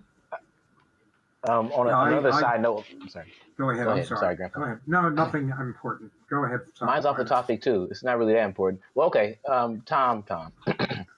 During your stunt days when you jumping out of Jeeps and stuff like that, how much was your health insurance? How much was that premium? Was it crazy? That was the best health insurance you could get. It was through what they called Screen Actors Guild. And everything was covered. And my best friend at the time was a guy that was anti-drug because that was a big fashion in the 80s. It was kind of cool to be straight in the 80s. Well, so no cocaine. I can't see the person that was talking about LA, but I get it with LA because I drove through with my daughter and I saw some crazy people on motorcycles. I saw some guy riding his front wheel through Hollywood, and my daughter was like wanting to get out of Hollywood. And I said, well, it wasn't like this in 19. It was different, you know. It was like kind of like it was different, but and I agree with her on the motorcycle and skateboarders up here in Oregon. It's legal to smoke pot, so you got guys like with a joint in their mouth and their cell phone and a blasé look going down, and they're on something with wheels. They need to respect the cars, the scooter guys, the Segway guys. Well, there ain't no Segway guys, but there's something there with one wheel, and there's something there, somebody riding sideways. They need to respect, pedestrians need to respect everybody. It's a giant pond of respect, you know, like of movement, wheel respect. And somehow or another that needs to be brought back in the picture. Bike guys, they need to respect the car. They're going to drive a car later. But to the point on health care, we had the best insurance, not like nowadays. And I love Obamacare. That's what I'm on, is the bronze plan, which is pretty darn cool. It's what the bronze plan means is try to never go to the hospital, but if you need something, it's probably going to be there. But that's why I ride slow on the bike, because I don't want to break. Well, that got pads, but I don't want to see those guys. No. I just want to go in for the 1 year annual, which I get, and then they check your blood pressure, and then they it's just preventative health, which is great. But back then, man, health insurance has changed quite a bit, and we had great coverage back then. I think it's more dangerous today driving than it was 30 years ago, 40 years ago. Before, I think cell phones have made it much more dangerous. People aren't. I've been rear-ended 2 or 3 times with people that were on a cell phone. I'm stopped at a light or whatever, and they're just not paying attention. They don't realize in a second or two how quickly they come up on traffic. Is it younger people? Is it like the kids these days? Not I see a lot necessarily. Of older. Not necessarily. I had a middle-aged man. Yeah. But yeah, younger people are. I mean, they have a higher accident rate. That's for sure. They need to go back. They have a couple good millennial kids that are kind of turning into Luddites, or less technology, simpler life, not picking up the phone while you're in the middle of a conversation. I mean, that's respect. And in traffic, it's just should be considered as, you might as well just drive around with a bottle of wine. In fact, I consider marijuana the same thing. If you're smoking a joint on a skateboard, crabby grandpa I am. I'm thinking time for me to get a big old one of those 1500 cc wines and just go down on my skateboard and just it's the same darn thing. As you said it's legal. It's legal to skateboard or ride high. Yeah, it's not legal per se, but it's one of those social mores where, since pot has been legalized in Oregon, and now with things loosening up as far as there's a few more homeless. It's as you have in, I'm sure, every town you're in. They feel trapped, or they feel marginalized, or they feel, especially during COVID. But I've got a guy not wearing a mask, and I wear mine like I love my mask. I love this thing because it's it's comfortable. But the guy that's I couldn't see her picture, but I heard her voice from LA saying that the gangs, the motorcycle guys, the disrespect, these guys, and she's driving her car, and here's a guy coming in between her. And so I'm saying a guy in Oregon will be have a blasé look on their face, which to me I equate with, I don't care about you. And then again, cell phones, to me, when somebody's holding a cell phone, that's also saying, I don't care about you. And I think I think strangers, when they walk by each other in a coffee shop or in the street, should say, good day, hello. Like, I spent some time in Australia. Everybody always says good day. And you're on a cell phone. It's so nice to have some old lady say good day to you. You know, hello, hi, have a good day. That's as good as life gets. Mm-hmm. Do you know, Tom, whether accident rates have increased since they legalized pot in Oregon? I don't know the stats, but it's. I think I'm the only non-pot smoking guy in this town because I grew up with it. I grew up with so much pot, so it's. I'm the only guy that doesn't smoke pot in Oregon, probably, except for maybe the governor doesn't. I don't know, but the accident rate. I mean, you could say guys on pot drive so slow, and guys driving texting also drive slow. I was wondering that yesterday when I was at my coffee shop watching traffic. I go, well, look, the texters drive a little slower, some of them. But as far as accident rates, I don't know the number. But I think I consider them driving intoxicated. I consider them driving under the influence. And I don't agree with that because I've got an 8,000-pound truck. And I'm going to go out there intoxicated? No. Well, this is. Oh, sorry, Grandpa. You have a question? No. Go right ahead. No, I don't. My questions are silly. I was just going to make a joke. That's all, but it's not. Make it. Oh, me too. Me too. Yeah, make it. I was just going to say, Go ahead. they didn't legalize LSD and have them driving. Oh yeah. I would not be driving on those. I didn't get the joke. I just said it's good that they didn't legalize LSD in Oregon and let people drive. It'd be over. But it was just a joke. No, it's a great joke. Yeah. No, it's great. I get it. It's great. Hopefully, if they were on LSD, they wouldn't even get in the car. They'd just be like, man, cars, y'all. They think they were in the car. They think they're in the car. They're just sitting there licking the car or something. Sure. I do have a question, though, about all this stuff. And bike riding. So I'm thinking, like, when I'm hearing all these complaints, I'm like, well, this is what's good about self-driving cars. So that means I can drink my wine and smoke my my joint and be in a self-driverless car. But what's the whole thing what about self-driverless motorcycles? Like, you know, like, isn't the whole reason to have a motorcycle is to drive it? I don't know. I just was thinking. No, that's just me daydreaming while I was talking to y'all. But I like Grandpa's joke better. But yeah, I would just add.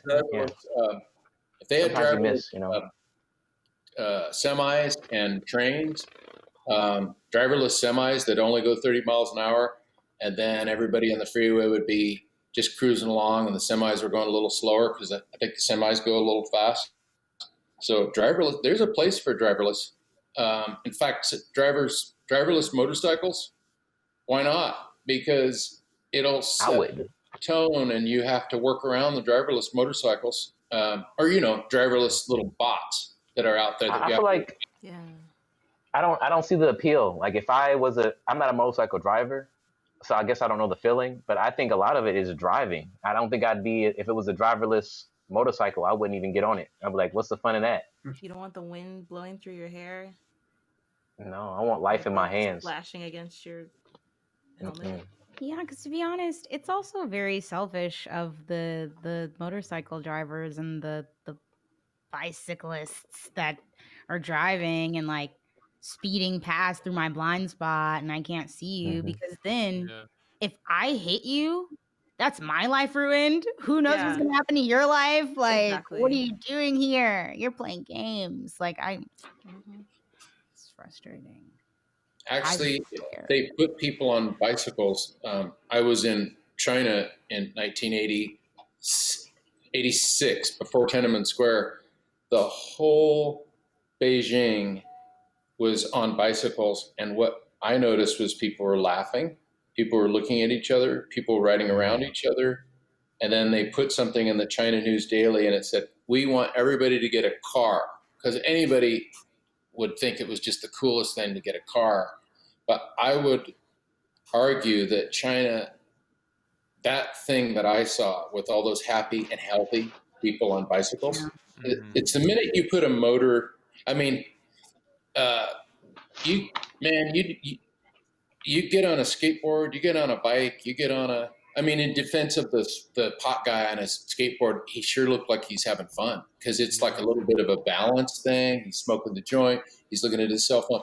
The only problem is he's in the way of a truck, and the truck has to be respectful of him. But he doesn't have a motor. I'll give him credit for that.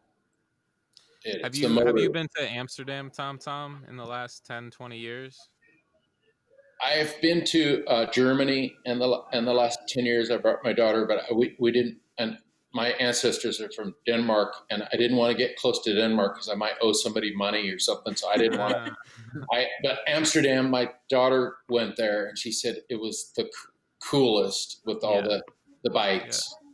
Yeah. It is like what you were describing in China, like paradise, as far as just, I mean, there was very few cars and just giant lanes with dozens of bikers, and everybody's very happy and very respectful. I'm sure some of them were high, but they looked like they were being very safe. I always felt safe on the roads there. So I'm for people that are high if they're all motorless. Like motorless guys, stand-up paddle, motorless kayak, you're high, you're on a mountain bike, you're high. The minute you add a motor in the mix, you got a jet ski guy now mixed in and he's high. I don't like the jet ski guy. I like all the other stoners. It's like, go ahead. And I won't be stoned just because I don't, because mountain biking is my high, but it depends to the skateboard joint guy. Just don't, don't know. Have consideration of others. Yeah, baby. Yeah. I just want to say the start of this episode was absolutely crazy, but this segment with the last two guests, this is my favorite like 30 minutes to an hour of a podcast I've ever done, I think. Literally. Yeah. It wasn't crazy. You told a great story. An excellent story. It was a good story. Morgan Freeman would be proud. Yeah. On that, unless anybody has other stuff, it's way past Grandpa's bedtime. Yeah, mine too. I'm too old for that. Nice meeting you guys. Nice meeting you, Tony and Tom, and enjoyed listening to you. And I'm going to say good night. Good night, Brandon. Yeah. And good night, Phines, and good night, Sierra. Good night. Grandpa. Yes. I love you. Me too. Love you. And that's our show. Night to the bird. Cover the bird. Call it good. Rosie. Night, Rosie. Podcasting with Grandpa Bart and Rosie, always on his shoulder. This is Grandpa and Chill. Grandpa and Chill is brought to you by your hosts, Brandon Fox, Bart Frank, and Phines Jackson. Our producer is Sierra Doss. You can find episodes old and new on Spotify, Apple Podcasts, Google Podcasts, and more. Subscribe to our YouTube channel to watch the show, and follow us on Twitter for behind-the-scenes moments you can't get anywhere else.